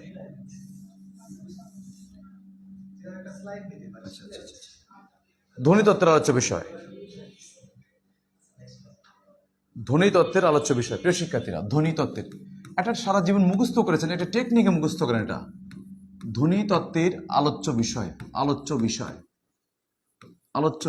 প্রিয় শিক্ষার্থীরা, একটু মনে রাখবেন ধ্বনিতত্ত্বের মধ্যে কি কি আছে, শুধু একটু মনে রাখবেন। ধ্বনি শব্দের অর্থ, আমরা যা বলি তাই হলো ধ্বনি। তাহলে আমরা যা বলি তাই হলো ধ্বনি। মনে রাখবেন, ধ্বনি রিলেটেড যত শব্দ আছে সব ধ্বনিতত্ত্বের আলোচ্য বিষয়। আমরা যা বলি তাই হলো ধ্বনি। আর ধ্বনি শব্দের অর্থ হচ্ছে উচ্চারণ। তাহলে আমি যদি প্রশ্ন করি, স্বরধ্বনি, ব্যঞ্জন ধ্বনি সবগুলো ব্যাকরণের কোন তত্ত্বে? ধ্বনিতত্ত্বে। ধ্বনি, আমরা যা বলি ধ্বনি শব্দের অর্থ উচ্চারণ। আর আমরা যেটা লিখি তা হচ্ছে বর্ণ। অতএব একটা প্রশ্ন, ধ্বনির লিখিত রূপকে বলা হয় বর্ণ, আর আমরা যা বলি তাই হলো ধ্বনি। আর ধ্বনি শব্দের অর্থ উচ্চারণ। এবার প্রশ্ন, বর্ণ রিলেটেড যা আছে, স্বরবর্ণ, ব্যঞ্জন বর্ণ, ব্যঞ্জনমালা, বর্ণ রাশি, বর্ণের বিন্যাস, সব ব্যাকরণের ধ্বনিতত্ত্বে আলোচনা হয়েছে। এবার আসেন, উচ্চারণ ইজ দ্য ফ্যাক্ট। সেটা হচ্ছে, আমি যদি শব্দ বলি ভয়রস্যু লা ভুল, আবার যদি বলি ভয়ে দীর্ঘ লা ভুল। প্রিয় শিক্ষার্থীরা, এই শব্দটার মধ্যে পার্থক্য বানানের উচ্চারণের কোনো পার্থক্য নাই। ভয়রস্যু লা ভুল ও ভয়ে দীর্ঘ লা ভুল, পার্থক্য বানানের উচ্চারণের কোনো ফ্যাক্ট নাই। কোয়েশ্চেন, যে বানানটা সঠিক হয় তাকে আমরা বলি শুদ্ধ, আর যে বানানটা ভুল হয় তাকে আমরা বলি অশুদ্ধ। তাহলে প্রিয় শিক্ষার্থীরা, যা লিখেছি সব ধ্বনিতত্ত্বে। আরো একবার, যা বলি তাই হলো ধ্বনি, যা লিখি তা হলো বর্ণ, ধ্বনি হলো উচ্চারণ। সে উচ্চারণ সঠিক হলে, বানান সঠিক হলে হবে শুদ্ধ, ভুল হলে হবে অশুদ্ধ। এগুলো সবই ব্যাকরণের ধ্বনিতত্ত্বে আলোচনা হয়েছে। আরো একবার, আরেকটা প্রশ্ন, তবে এর বাইরে দুইটা প্রশ্ন, একটা প্রশ্ন কনফার্ম আসবে। সন্ধি ব্যাকরণের কোন তত্ত্বে? মনে রাখার টেকনিক, সন্ধির মধ্যে ধ আছে, ধ্বনির মধ্যে ধ আছে, এর মধ্যে দন্তন্য আছে, এর মধ্যে দন্তন্য আছে। অতএব সন্ধি ব্যাকরণের ধ্বনিতত্ত্বে আলোচনা হয়েছে। আরেকটা প্রশ্ন, সেটা হচ্ছে নত্ব বিধান ও সত্য বিধান ও ব্যাকরণের ধ্বনিতত্ত্বে আলোচনা হয়েছে। কোয়েশ্চেন, ধ্বনিতত্ত্বের আলোচ্য বিষয় কি কি? প্রিয় শিক্ষার্থীরা, আমি আর একটা প্রশ্ন ছড়িয়ে দিচ্ছি, সেটা হচ্ছে ব্যাকরণের আদি স্থান কোথায়? প্রিয় শিক্ষার্থীরা, ব্যাকরণের আদি স্থান কোথায়? উত্তরটি আমরা কমেন্টে জানাচ্ছি। আর সবাই কমেন্ট করি। বারবার বলছি, আজ মেনশনকারীর জন্য পুরস্কার এবং উত্তরদাতার জন্য পুরস্কার আছে। প্রিয় শিক্ষার্থীরা, ধ্বনিতত্ত্বের আলোচ্য বিষয় আমরা যা বলি তাই হলো ধ্বনি, আর ধ্বনি অর্থ উচ্চারণ, আর আমরা যা লিখি তাই হলো বর্ণ। আর উচ্চারণ যদি সঠিক হয়, বানান সঠিক হলে হয় শুদ্ধ, ভুল হলে অশুদ্ধ। সবই ধ্বনিতত্ত্ব। সন্ধির মধ্যে দন্তান্ন আছে, ধও আছে, তাই এটা ধ্বনিতত্ত্ব। নত্ব বিধানের শুরুতে আছে মধ্যাহ্ন, এখানে আছে মধ্যাহ্ন, তাই এটা ধ্বনিতত্ত্ব। ধ্বনিতত্ত্বের আলোচ্য বিষয় একটা প্রশ্ন কনফার্ম আমরা পাবো, হয় সন্ধি কোন তত্ত্বে আলোচনা হয়েছে, অথবা নত্যবিধান কোন তত্ত্বে আলোচনা হয়েছে। আমরা দেখেছি বিগত বছরগুলিতে নার্সিংয়ের সব পরীক্ষায় এই দুটো থেকে একটা প্রশ্ন আসে মানে আসবে, এবছরও আসবে। ধন্যবাদ ফাতেমা ইসলামকে। উত্তর গ্রীস। জি, বাংলা ব্যাকরণের আদি স্থান হলো গ্রীস। ধন্যবাদ সাথী আক্তারকে। সবাইকেই ধন্যবাদ যারা উত্তর গ্রীস লিখছি। প্রিয় শিক্ষার্থীরা, ধ্বনিতত্ত্বের আলোচ্য বিষয় এটাই। এবার আমরা আলোচনা করছি বাক্যতত্ত্বের আলোচ্য বিষয়। আমি একটা প্রশ্ন করে দিই। প্রশ্ন হচ্ছে, বাক্যতত্ত্বের অপর নাম কি? প্রশ্নটা উত্তর কমেন্টে জানাই। বাক্যতত্ত্বের অপর নাম কি? প্রশ্ন, বাক্যতত্ত্বের আলোচ্য বিষয়। বাক্যতত্ত্বের আলোচ্য বিষয় এটা আমরা FM মেথডে শিখবো। FM মেথড অতএব হচ্ছে ফাঁকিবাজি মেথড, যেটা আর কি FM মেথড। আমরা দেখছি বাক্যতত্ত্বের আলোচ্য বিষয়। আমি একটা শব্দ বললাম বাক্য প্রকরণ। আমি একটা শব্দ বললাম বাক্য রূপান্তর। আমি একটা শব্দ বললাম বাক্যের শ্রেণীবিভাগ। আমি একটা শব্দ বললাম বাক্য প্রকরণ, রূপান্তর, বাক্যের প্রকারভেদ। আমি একটা শব্দ বললাম বাক্যের সংকোচন। প্রিয় শিক্ষার্থীরা, ফাঁকিবাজি মেথড এটাই, সকল শব্দের শুরুতে বাক্য আছে। বাক্য প্রকরণ। ধন্যবাদ সবাইকে উত্তরটি কারেক্ট করার জন্য পদক্রম। প্রিয় শিক্ষার্থীরা, আমরা দেখেছি বাক্য প্রকরণের শুরুতে বাক্য আছে, বাক্য রূপান্তর বাক্য আছে, বাক্যের শ্রেণী বাক্য আছে, বাক্যের প্রকারভেদ বাক্য আছে, বাক্য সংকোচন বাক্য আছে। অতএব বাক্যযুক্ত শব্দ যেখানেই থাকবে সেটার উত্তর হবে বাক্যতত্ত্বে। তাহলে আমরা দেখতেই পেয়েছি বাক্য শুরুতে আছে, তার মানে বাক্যতত্ত্বে। কিন্তু কোশ্চেন তো করবে আমার বাবা মা না, অথবা শ্বশুর শাশুড়ি না, কোশ্চেন একটু পেঁচাই আসবে আর কি।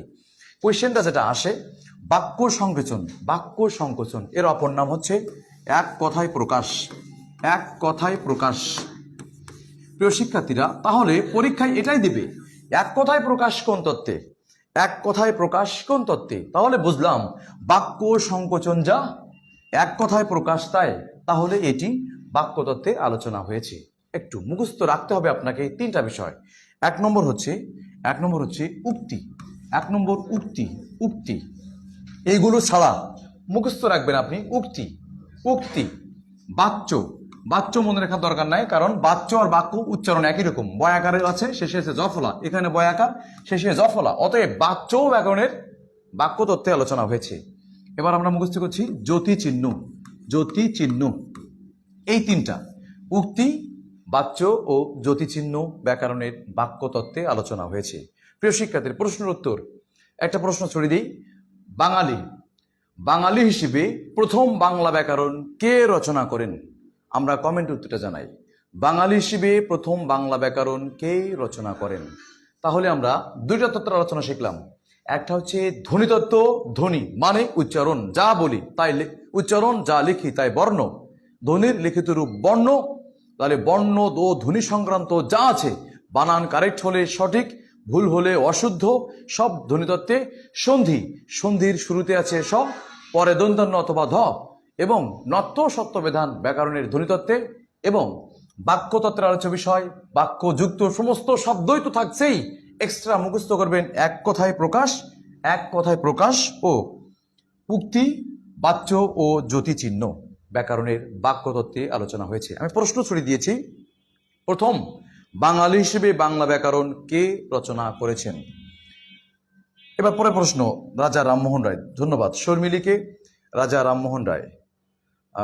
স্যার গান কই? গান হচ্ছে, গান ইজ রেডিং, গান is uploading, just is processing.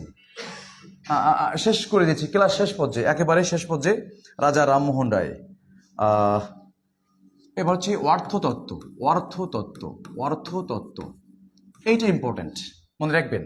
অর্থ নিয়ে যা আলোচনা হয়েছে সব অর্থতত্ত্ব। প্রশ্ন, আমি যদি বলি, শুধু চোখ মেলাবেন, এটা এফএম মেথডে। এফএম মেথড আমরা জানি, frequency modulation not, it is means ফাঁকিবাজি মেথড, মানে একবারে শর্টকাট টেকনিকে মনে রাখবেন আর কি। এটা সেটা হচ্ছে অর্থতত্ত্বের মধ্যে প্রথম হচ্ছে লক্ষ্যার্থ।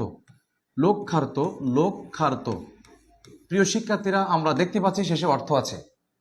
আমি যদি বলি বাচ্চার্থ, বাচ্চার্থ শেষে অর্থ আছে। আমি যদি বলি গৌণার্থ, গৌণার্থ শেষে অর্থ আছে। আমি যদি বলি মুখ্যার্থ, মুখ্যার্থ শেষে অর্থ আছে। তাহলে এই প্রশ্নগুলোর উত্তর মুখস্থ দরকার নেই, সবগুলোর শেষে অর্থ আছে। আই মিন এটা অর্থতত্ত্ব। তবে হ্যাঁ, কোশ্চেন ঘুরে ফিরে কথা একটাই, নিশ্চিত আমার আত্মীয় স্বজন করবে না, একটু ঘুরিয়ে করবে। মুখস্থ রাখার বিষয় হচ্ছে, আমি যদি বলি বিপরীতার্থ, বিপরীতার্থ এখানেও অর্থ আছে, এখানেও অর্থ আছে। আমি যদি বলি সমার্থ, এখানেও অর্থ আছে। তাহলে সকল শব্দের শেষে অর্থ আছে, ব্যতিক্রম একটু মনে রাখবেন ভাই। যেটা বিপরীতার্থ, যেটা বিপরীতার্থ তার নাম হচ্ছে বিপরীত শব্দ। বিপরীতার্থ যা, বিপরীত শব্দ তাই। বিপরীত অর্থ যা। এবার আপনি বলবেন, যারা একটু বেশি আর কি বুঝি, একটা গান হবে নাকি? অবশ্যই গান হবে। মহাপরিচালক স্যার গানটা বলবে অবশ্যই, যদি আসে আর কি। আমরা দেখছি ভাই, দেখছি বিপরীত অর্থ যা, বিপরীত শব্দ তাই। এখন প্রশ্ন হচ্ছে, এতক্ষণ আমি যা বলেছি, বাক্য থাকলে বাক্য, ধ্বনি থাকলে ধ্বনি, শব্দ থাকলে শব্দ, অর্থ থাকলে অর্থ, কিন্তু আপনি পড়িয়েছেন অর্থ বিপরীত শব্দ। কিন্তু মনে রাখবেন, বিপরীত অর্থ যা, বিপরীত শব্দ তাই। আবার সমার্থ যা, সমার্থক শব্দ তাই। আপনি ভাববেন না যে অর্থ আছে বলে অর্থতত্ত্ব, বাক্য আছে বলে বাক্যতত্ত্ব, ধ্বনি আছে বলে ধ্বনিতত্ত্ব, অ্যাজ এ লিটারালি সমার্থক শব্দ। এটা যদি পরীক্ষায় আসে, আপনি না ক্লাস করে থাকলে, আজকের ক্লাসে যারা মিস করছেন, আমি বিশ্বাস করি আমরা প্রত্যেকে এটা অ্যান্সার দিয়ে আসবো শব্দতত্ত্বে। দেওয়াটাই স্বাভাবিক, কারণ ধ্বনিগুলো যদি ধ্বনিতত্ত্ব হয়, অর্থ থাকলে যদি অর্থতত্ত্ব হয়, বাক্য থাকলে বাক্যতত্ত্ব হয়, তাহলে শব্দ থাকলে এটা শব্দতত্ত্বে টিক মারবো, এটা স্বাভাবিক। কিন্তু না, সমার্থ যা, সমার্থক শব্দ তাই। বিপরীতার্থ যা, বিপরীত শব্দ তাই। প্রিয় শিক্ষার্থীরা, এটা ছিল অর্থতত্ত্বের আলোচ্য বিষয়। লাস্ট অন আমাদের একটা আলোচ্য বিষয় আছে, সেটা হচ্ছে শব্দতত্ত্ব। শব্দতত্ত্ব। প্রিয় শিক্ষার্থীরা, আমি প্রশ্ন করছি আরেকটা প্রশ্ন, সেটা হচ্ছে শব্দতত্ত্বের অপর নাম কি? শব্দতত্ত্বের অপর নাম কি? অবশ্যই উত্তরটা আমরা জানাচ্ছি। প্রিয় শিক্ষার্থীরা, এরপর আমরা আলোচনা করছি শব্দতত্ত্ব, একবারে সবচেয়ে বিএফএম, বিএফএম বেস্ট ফাঁকিবাজি মেথড, সবচেয়ে গুরুত্বপূর্ণ যে রুলস, বিএফএম বেস্ট ফাঁকিবাজি মেথড, সেটা হচ্ছে যে হচ্ছে এটাই উত্তর, এক কথায় উত্তর এটাই। আচ্ছা, এভাবে নোট করবেন। হ্যাঁ, আমি গান শোনাচ্ছি শেষ একেবারেই এক। ও, আমাদের মহাপরিচালক স্যার আসলে সাথে একটা রূপতত্ত্ব রিকোয়েস্ট করছেন। তিনি রিকোয়েস্ট না, তিনি বলছেন একটা গান বলার জন্য। এটা অবশ্যই আমাকে গাইতে হবে। আমরা সবাই বলছে যে গান শুনতে চাই, তাহলে আমরা কি একটা গান বলবো? সবাই উত্তর, ধন্যবাদ, উত্তর রূপতত্ত্ব। আমরা একটা গান শুনছি, সেটা হচ্ছে পরীক্ষা আসা মতো একটা গান আর কি, পরীক্ষায় আসে আর কি। বন্দে আলী মিয়ার একটা বিখ্যাত, আমাদের শাহ আব্দুল করিমের একটা বিখ্যাত গান আমরা গাচ্ছি, আমরা এটা শুনবো আর কি সবাই মিলে একসাথে। গানটা হচ্ছে আপনাদের রিলেটেড, সবাই জানা, আমরা সেটা চেষ্টা করছি। সেটা হচ্ছে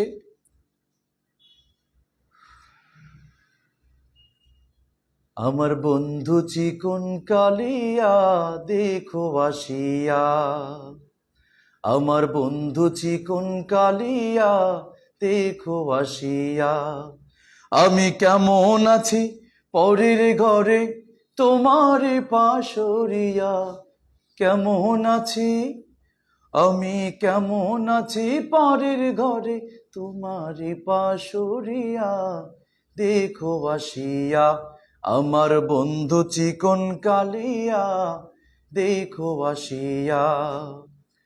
যদি দেখার ইচ্ছে হয় তোমার নিঠুর মনে লয়, কালিন্দির ওই ঘাটে আইসো দুপুরের সময়। যদি দেখার ইচ্ছে হয় তোমার নিঠুর মনে লয়, কালিন্দির ওই ঘাটে আইসো দুপুরের সময়।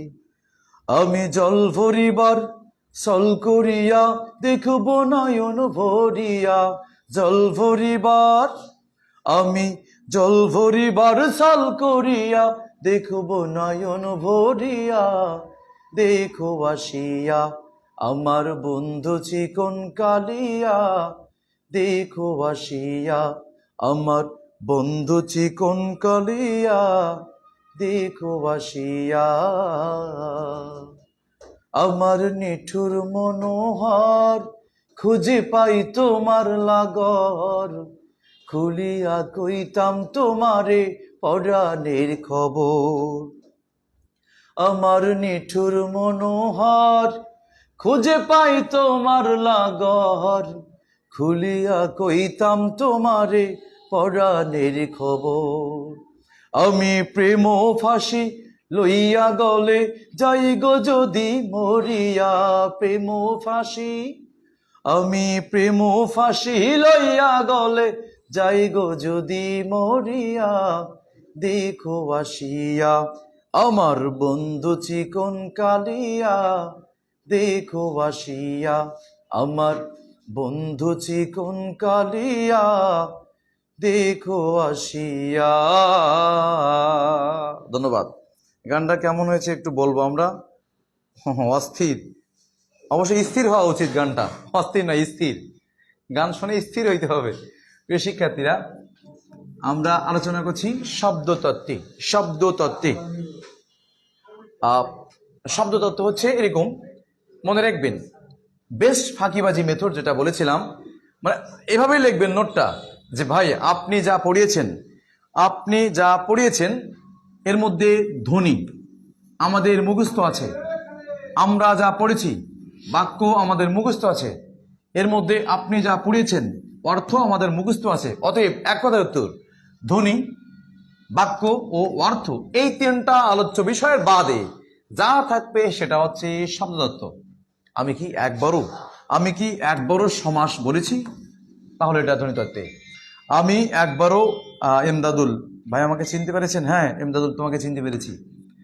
তুমি এককালের নেতা ছিলে আর কি, ক্লাসে ডিস্টার্ব করতে প্রচন্ড পরিমাণ, এখন ভালো হয়েছো আর কি। সমাস আমি যদি বলি কাল ব্যাকরণের কোন তত্ত্বে, আমি একবারও বলি নাই কাল। কাল হচ্ছে বাক্য শব্দতত্ত্বে।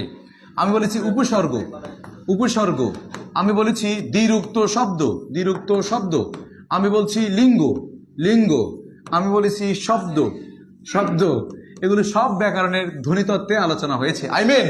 এই তিনটা তত্ত্বের বাইরে যা আছে সব শব্দতত্ত্বের আলোচ্য বিষয়।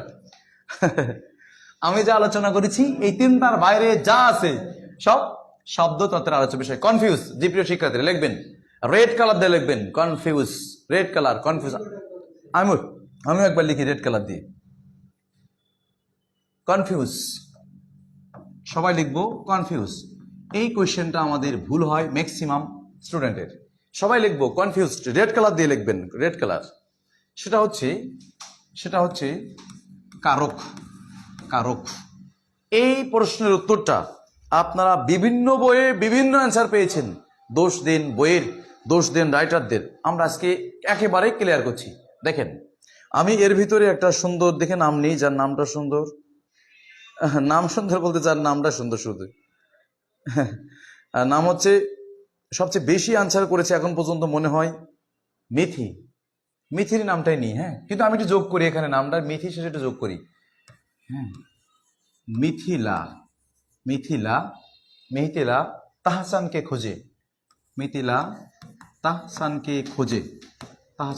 খোঁজে, এই প্রশ্নের উত্তর মনে করেন এটা একটা সব বাক্য। এবার আমি কারক বলছি, একটু কারক হালকা দেখাচ্ছি। মিথিলা তাহসানকে খোঁজে, এটা কোন কারক? মিথিলা তাহসানকে খোঁজে, এটা কোন কারক? আমি বিশ্বাস করি আপনি উত্তর করতে পারবেন না, কারণ এর মধ্যে কোনো শব্দের তলায় আন্ডারলাইন নাই, আন্ডারলাইন নাই।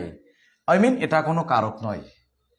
তাহলে কারক, আমি আগেই বলছি, কারক দুটো তত্ত্ব আলোচনা হয়েছে। কেউ কেউ বলে শব্দ, আবার কেউ বলে বাক্য। আমরা আজকে ক্লিয়ার করছি।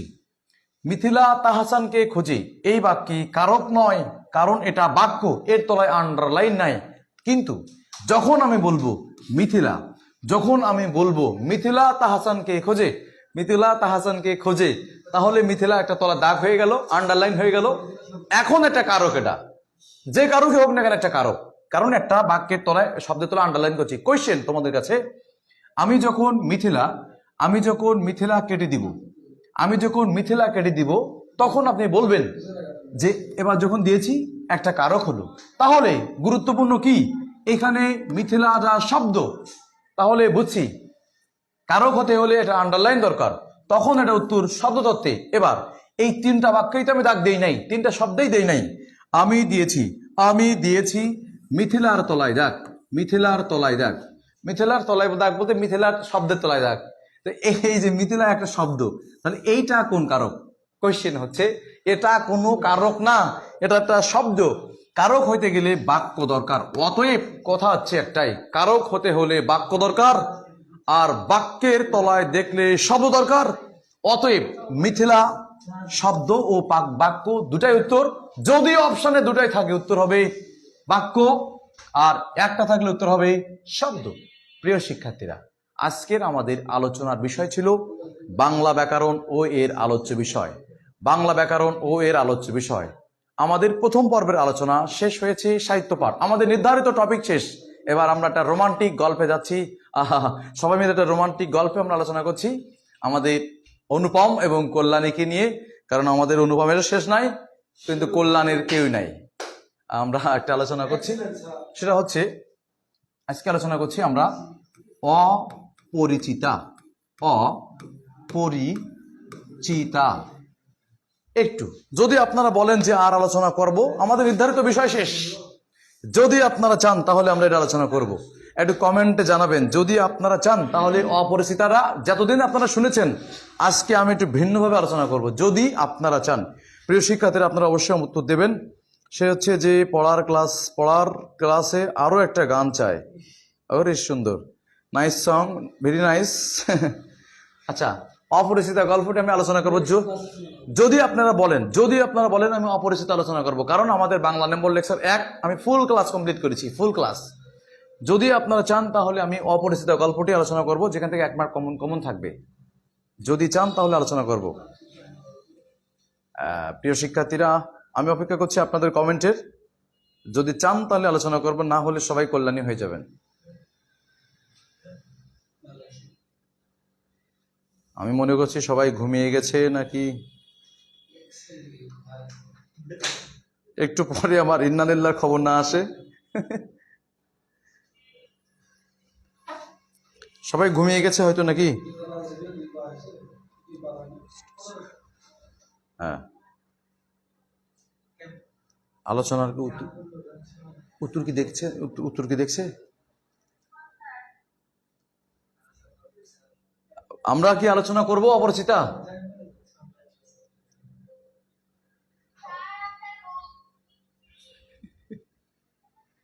এই করবে, দেখেন তো উত্তর দিয়েছে নাকি কেউ। আলোচনা করবো কিনা এই জানান, সবাই জানাও। হ্যাঁ, নাহলে কিন্তু অপরিচিত আলোচনা করে দেবো একবারে। বেঁধে যাচ্ছে, তাই শোনা যাচ্ছে না নাকি? ও না, ওরা বলবে তো, আমি দেখতে পাচ্ছি না এটা। ও আমি দুঃখিত, আমি দেখতে পাই নাই। হ্যাঁ, বলছি অপরিচিতা। প্রিয় শিক্ষার্থী, 1 মিনিট আলোচনা করছি। দেখো, লিঙ্গ, আচ্ছা, লিঙ্গ আমি আলোচনা করছি অপরিচিতা শেষে। এখানে 2 লিঙ্গের মানুষ আছে তো। আচ্ছা, অপরিচিতা গল্পটি রচনা করেছেন সবাই জানে আমাদের গুরু রবীন্দ্রনাথ। এসব প্রশ্ন পরীক্ষায় এমনি তোমরা জানো, আমি শুধু একটু আলোচনা করছি ডিটেলস, একটু ক্লাসটা দেখো, হয়তো এটাই জীবনের শ্রেষ্ঠ অপরিচিতা পড়া হবে। একটু রোমান্টিকলি ভাব, জি সবাই একটু রোমান্টিক ভাবানি। হ্যাঁ হ্যাঁ, অপরিচিতা এই গল্পে প্রথম কাহিনী অনুপমকে নিয়ে, প্রথম কাহিনী অনুপমকে নিয়ে। অনুপম এই গল্পে অনুপম নায়ক। আমরা জানি পরীক্ষায় যেটা আসে 1 নম্বর প্রশ্ন যে অপরিচিতা গল্পটি কার জবানিতে প্রকাশ পেয়েছে, কার জবানিতে প্রকাশ পেয়েছে? উত্তর হবে অনুপমের জবানিতে। এবার কোয়েশ্চেন হচ্ছে অনুপম যখন গল্পটি লিখেন, অনুপম যখন গল্পটি লিখেন তখন তার এজ ছিল, তখন তার এজ ছিল 23। অনুপম যখন গল্পটি লিখেন তখন তার বয়স ছিল 23। কিন্তু যখন যখন গল্পটা পাবলিশড হয়, যখন গল্পটা পাবলিশড হয় তখন তার বয়স ছিল 27, অর্থাৎ 4 বছরের ডিস্টেন্স এখানে। তাহলে কোয়েশ্চেন, আজ আমার বয়স 27 মাত্র, আজ আমার বয়স 27 মাত্র। আমি, অনুপম বলেছেন আমি অন্নপূর্ণার কোলে গজাননের ছোট ভাইটির মতো। এখানে অন্নপূর্ণা বলতে কি বোঝানো হয়েছে? ও নিজেকে একটু দুর্বল ভেবে ও নিজেকে বলেছেন ও একটা মাকাল ফল, মাকাল ফল। প্রিয় শিক্ষার্থীরা, তোমরা আমরা সবাই জানি মাকাল ফল সেই ফল যা দেখ বাইরে ফিটফাট ভিতরে সদরঘাট। সেই শুধু সদরঘাট নয়, ও নিজেকে এমন ভেবেছেন যে বাইরে হরতাল ডেকে ভিতরে রিক্সা চালায়, এমন। অনুপম হচ্ছে বোকা। ও নিজেকে তুলনা করেছেন মাকাল ফলের সাথে, আর তুলনা করেছেন শিমুল ফুলের সাথে, শিমুল ফুল। প্রিয় শিক্ষার্থীরা, তাহলে আমি আরেকবার বলছি, অপরিচিতা গল্পটি লেখার জবনিত প্রকাশ পেয়েছে অনুপমের। ও যখন গল্পটা লেখেন তখন তার বয়স 23, যখন প্রকাশ পায় তখন তার বয়স 27। ও তুলনা করেছেন মাকাল ফলের সাথে, আর ও তুলনা করেছেন শিমুল ফুলের সাথে। ও ছোটবেলায় অনুপম, আমরা জানি অনুপমের বাবা, অনুপমের বাবা ওকালতির ব্যবসা করতেন। কোয়েশ্চেন, ওকালতি কোন ভাষার শব্দ? ওকালতি কোন ভাষার শব্দ? মনে রাখবেন, ওকালতি আরবি ভাষার শব্দ। ওকালতি, ওকালতি আরবি ভাষার শব্দ। ওকালতি ভাষাটা এসেছে উকিল থেকে। কিভাবে উকিল আরবি ভাষার শব্দ? আল্লাহ বলেছেন ইন্নাল্লাহ ইন্নাল্লাহ ইহুব্বুল মুতাওয়াক্কিলিন, ইন্নাল্লাহ ইহুব্বুল মুতাওয়াক্কিলিন। আল্লাহ আল্লাহ সর্বোচ্চ, মানে আমরা নির্ভরশীল আমাদের আল্লাহর উপর, আল্লাহ তাকে ভালোবাসেন যে আল্লাহর উপর বিশ্বাস থাকে। তাহলে মূল শব্দ হচ্ছে উকিল, যেখান থেকে সে ওকালতি, ওকালতি আরবি ভাষা শব্দ। ওর বাবা ওকালতি করতেন। অতএব যার নেই কোনো গতি সে করে ওকালতি সিস্টেম। এরপরে বাবা চলে গেল, বাবা খোঁজখবর বেশি নিতে পারেনি। তারপরে সে ওর মা, ওর মা একটু লোভী টাইপের মেয়ে ছিল, মানে মেয়ে ছিল। ওর মা ওর ভাগ্য দেবতার প্রধান এজেন্ট নয়, অনুপমের মামা ছিলেন ওর ভাগ্য দেবতার প্রধান এজেন্ট। অনুপমের মামা ছিলেন কেমন লোক? অনুপমের মামা এমন ছিলেন যে অনুপম মামা ধনী মানুষকে পছন্দ করতেন না, অনুপমের মামা ধনীদের পছন্দ করতেন না। কিন্তু কারণ ধনী ও ডিসলাইক করতো, কারণ কি? ধনী টাকা দিতে পারবে ঠিক, কিন্তু মামা চায় যে তার কাছে সবসময় সে মাথা নত করুক। কিন্তু এই অনুযায়ী চাইতেন মামা, কিন্তু ধনী পরিবার চাইতেন না, আবার অতিরিক্ত গরিবও চাইতেন না। কারণ গরিব চাইলে যেটা টাকা দিতে পারবে না, চাইতেন কি? একটা মধ্যবিত্ত পরিবারের মানুষ, মধ্যবিত্ত। তাহলে মামার স্বভাবটা কেমন? ধনী পছন্দ করতেন না, কেন? টাকা দেবে কিন্তু সম্মান করবে না। পছন্দ করতেন না গরিব, কেন? গরিব টাকা দিতে পারবে না, সম্মান দেবে। চাইতেন টাকা, তাই দরকার মধ্যবিত্ত, টাকাও দেবে সম্মানও করবে। কিন্তু অনুপমের মামার সাথে তার বয়সের ডিস্টেন্স হচ্ছে 6 বছর। অনুপমের মামা আর অনুপমের বয়সের ডিস্টেন্স 6 বছর। প্রশ্ন, অনুপমের মামার বয়সে ছিল 6 বছর, ওর মামা। একটা শব্দের মধ্যে পাবো আমরা কসুর, কসুর। এই কসুর ফার্সি শব্দ, কসুর ফার্সি শব্দ। কসুর শব্দের অর্থ ভুল ত্রুটি, মানে ও লোকটা টাকা নিতে কসুর করিবেন না, টাকা নেবেন প্রচুর পরিমাণ। হঠাৎ একদিন এরকম ভাবে থাকতে বাড়ির লোক সব বসে আছে, হঠাৎ সেখানে হাজির হচ্ছে হরিশ। হরিশ এসে মামাকে বলছে, হে মেয়ে যদি বলো একটা খাসা মেয়ে আছে। খাসা, খাসা, এই খাসা হচ্ছে, খাসা শব্দের অর্থ, খাসা মনে রাখবেন, খাসা ফার্সি শব্দ। খাসা অর্থ হচ্ছে ইনটেক আর কি, মানে মেয়ের সব ঠিকঠাক আছে আর কি, কোনো সমস্যা নাই, মানে সুন্দর মেয়েটা, আচারে ব্যবহারে নম্র ভদ্র, এমন একটা মেয়ে। কিন্তু হরিশ সম্পর্কে আপনি বলবেন, হরিশ এই লোকটা আসর জমাইতে অদ্বিতীয়, আসর জমাইতে এর মতন কেউ পারতো না।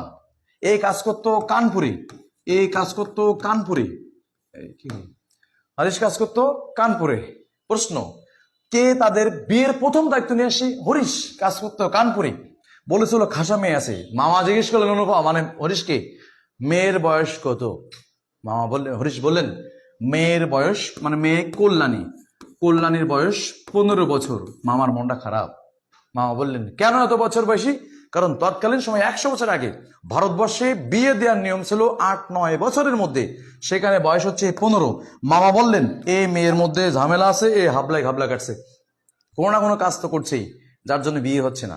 তখন মামা ওর বাবা অনুপমের মানে কল্যাণীর বাবা, কল্যাণীর বাবা বাবা শম্ভুনাথ সেন, মনে রাখবো কল্যাণীর বাবার নাম শম্ভুনাথ সেন। তিনি পেশায় ছিলেন একজন ডক্টর, পেশায় ছিলেন একজন ডক্টর। উনি বললেন না আমার মেয়ের কোনো সমস্যা নয়, আমার মেয়েকে যোগ্য পাত্রী পায় না বলে তাকে বিয়ে দেওয়া হয়নি।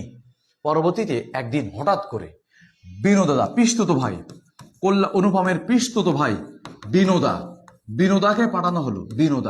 বিনোদা এমন একটা লোক ছিল যিনি বলতেন যেখানে আমরা বলতাম দৌড়াবে, বিনোদা সেখানে বলতে চলবে। আমরা যেখানে বলতাম মানানসই, বিনোদা সেখানে বলবে চলনসই।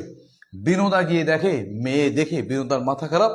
অনুপমকে এসে বলছে, অনুপম ও হে মন্দ নয় হে, খাঁটি সোনা বটে। এমন মেয়ে তুমি পেয়েছো জীবনে, খাঁটি সোনা। এইবার শুরু চিন্তা।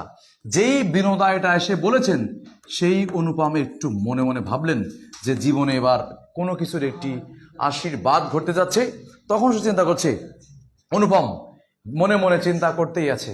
অনুপম ভাবছে তার জীবনে যে খাসা মেয়ে আছে, তার জীবনে যে ভালো মেয়ে এসেছে, কল্পনা করতে করতে শুরু। হঠাৎ একদিন দেখা হয়ে গেল অনুপম, তাদের প্রথম গায়ে হলুদ মনে রাখবেন। এই গায়ে হলুদের দিন অনুপমের মা আর অনুপমের মামা যতটুকু লোক যাওয়ার কথা ছিল তার থেকে বেশি লোক এসেছে। তাই সবাই বলছে অনুপমের মা আর অনুপমের মামা খুব খুশি যে আজকে অনেক লোক আসবে।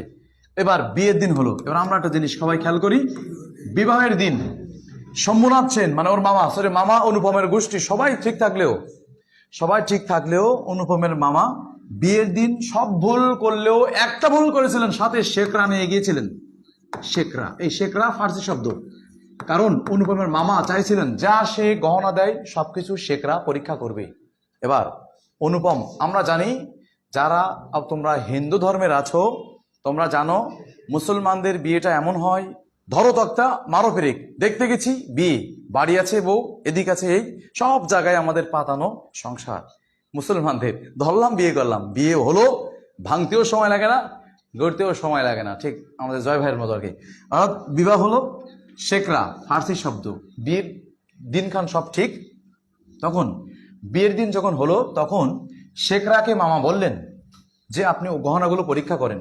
এই গহনাগুলো পরীক্ষা করে দেখলেন, শেখরা বললেন ওর মেয়েরা যা গহনা দিয়েছে তার গায়ে যা গহনা আছে, যা লাগবে তার থেকে বেশি গহনা। এবার অনুপম কল্যাণীর বাবা বললেন এবার পরীক্ষা করা দরকার ইয়ারিং। কল্যাণীর কানের ইয়ারিং পরীক্ষা করে দেখে কম। কে দিয়েছে? মামা দিয়েছে। তখন কল্যাণের বাবা বলছেন যারা আমার নিজের মেয়েকে বিয়ে দেব, যারা আমাকে গহনা চুরির কথা বলতে পারে তাদের সাথে অন্তপক্ষে আমি আমার মেয়েকে বিয়ে দিতে পারি না। চলে গেলেন। অনুপম মন ভেঙে পড়লেন। অনুপমকে কল্যাণীর বাবা বললেন চলো আমরা খেয়ে নিই। অনুপমের মামা রাগ করলেন যে এটা কেমন নিয়ম, বিয়ের আগে খাওয়া কেন? তখন অনুপমের মামা বললেন বিআই সাহেব আপনি আমাদের সাথে ঠাট্টা করছেন। তখন কল্যাণীর বাবা বললেন আমি ঠাট্টা করার ইচ্ছা আমার নাই, ঠাট্টার সম্পর্ক স্থায়ী করার দায়িত্ব আমার নয়, আপনি ঠাট্টা করিয়েছেন। অনুপম মন খারাপ করে চলে গেল। স্বাভাবিকভাবে বিয়ে থেকে কেউ চলে গেলে সব ভেঙে চলে যায়। অনুপম মন ভেঙে বলে যে বাংলাদেশের আমি একমাত্র পুরুষ যাকে বিয়ের অনুষ্ঠান থেকে বসে চলে দেওয়া হয়েছে। চলে গেলেন কল্যাণী, অনুপম চলে গেলেন। অনুপম ভাবতে লাগলেন, গল্প হচ্ছে লাইন বলছি। অনুপম মনে মনে ভাবলেন, হঠাৎ একদিন ভাবলেন যে এরকম দুপুরবেলা, ঠিক দুপুরে টিনের ঘর, টপটুপুর বৃষ্টি পড়ে, সে সময় কল্যাণী গোসল করে আধো ভেজা চুল, শ্যাম্পু মিশ্রিত চুলে কি সে মাঝে মাঝে এরকম কি দেখে না? সে কি আমার ছবিটা নেয় না? অনুপম ভাবছে কল্যাণী করবে। কল্যাণীকে আমার ছবিটা নিয়ে দেখে না? দেখার সময় তার কি চুলটা ভিজে পড়ে না? টুপ করে পানিও পড়ে না? তখন কল্যাণীর বাবার পায়ের শব্দ শুনে কি কল্যাণী ছবিটা আঁচলে লুকিয়ে রাখে না? আবার কল্যাণী ভাবে, অনুপম ভাবতে থাকে সে কি মাঝে মাঝে রাতে চাঁদনি রাতে, জ্যোৎস্না মিশ্রিত রাতে সে কি ছাদে যায় না? ছাদে গিয়ে সে কি একটা সাদা শাড়ি পরবে আর অনুপম একটা লাল পাঞ্জাবি পরবে, পাঞ্জাবি পরে দুজন মিলে এক কাপ চায়ের কাপে বসে সে দুজন প্রেমের গল্পকে তারা প্রেমের গল্প করে না?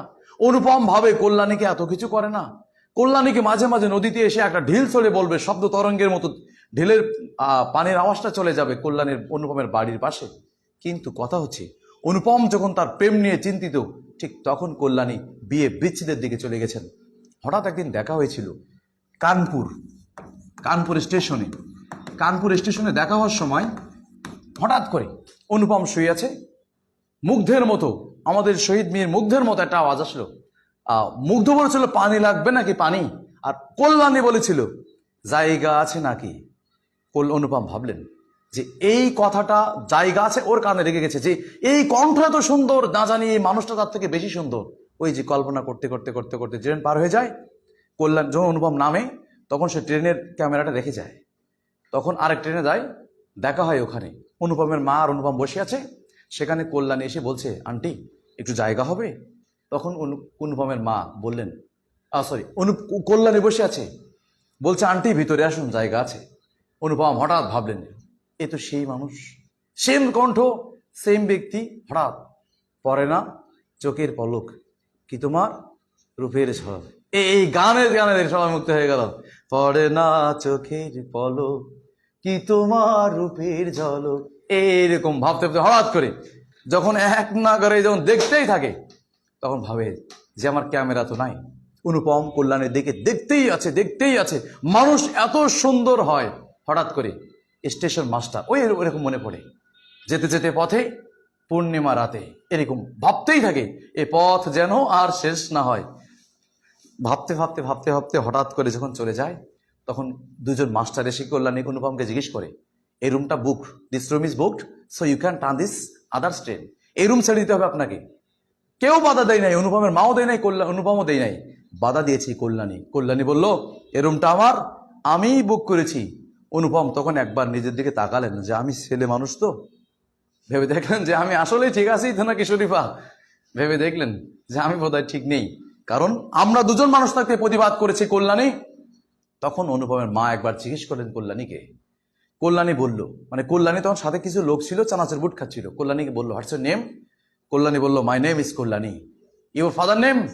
Your father name is Somnath. My father name is Somnath, he is a doctor. যেই বললেন তখন অনুপম ভাবলেন যে খাপে খাপ মমতাজের বাপ, এটা একদম নিশ্চিত সেই মেয়েটি। কিন্তু ভাই দিন শেষে তাদের পরিচয় হয়নি, তারা কেউ দুজনকে দেখতে পায় নাই। বিধায় একদিন হঠাৎ করে স্টেশন থেকে নেমেই গেলেন। এই গল্পটা তাদের পূর্ণাঙ্গ রূপ প্রকাশ পায় নাই, তাই এই গল্পের নাম অপরিচিতা। আমরা সবাই জানি একটা সময় এই গল্পের হার্ট টাচিং লাইন সবাই আমরা জানি, সবাই একটা গল্পের লাইন জানি, ওগো অপরিচিতা, ওগো অপরিচিতা, তোমার পরিচয়, আর বলছি না, ওগো অপরিচিতা তোমার পরিচয় শেষ হয়েও যেন হইল না শেষ। আমার কাছে তুমি সেই মনোমুগ্ধকর মানুষটি, যাকে আমি সারা জীবন পাওয়ার প্রত্যাশা করেছিলাম, যাকে আমি নিয়ে যাওয়ার চেষ্টা করেছিলাম, এক পূর্ণিমার রাতের মিশ্রণে তোমাকে নিতে চেয়েছিলাম, সেই কল্যাণী। কিন্তু কল্যাণী ঠিক সে সময় ব্যস্ত প্যাট্রিয়জম। কল্যাণী ঠিক সে সময় ব্যস্ত দেশপ্রেমে, যার জন্য ভারতবর্ষে রবীন্দ্রনাথের প্রতিটা গল্পে যৌতুক প্রথার বিরোধিতা করে কল্যাণী যেমন প্রতিবাদ করেছিলেন যে এই বিয়ে হবে না, কারণ আমি বেঁচে থাকতেই দেশপ্রেমের মাতৃআজ্ঞার শিকার হয়েছি, অনুপম সেখানে ভাবতে থাকে এক রোমান্টিকতার স্বাদ। কিন্তু সেই লাইনটি, ওগো অপরিচিতা তোমার পরিচয়ে শেষ হয়েও যেন হইল না শেষ। প্রিয় শিক্ষার্থীরা, আজকের আমাদের আলোচ্য বিষয় ছিল বাংলা ব্যাকরণের আলোচ্য বিষয় ও অপরিচিতা। আমরা ফুললি আলোচনা করতে সক্ষম হয়েছি। আমরা অবশ্যই জানাবো আমরা একটু যে কেমন হয়েছে ক্লাসটা। প্রথম ক্লাস চেষ্টা করেছি সর্বোচ্চভাবে, তবে হ্যাঁ, মেনশনকারীর জন্য আমরা একটা পুরস্কার রেখেছি। আমাদের নিউরো নার্সিং ভর্তি কোচিং এর একটা ব্যাগ দেওয়া হবে, যে দিবেন এবং যে সর্বোচ্চ পুরস্কার অ্যান্সার দিয়েছেন তাকে আমরা নিউরনের এক সেট বাংলা শিট দেওয়া হবে।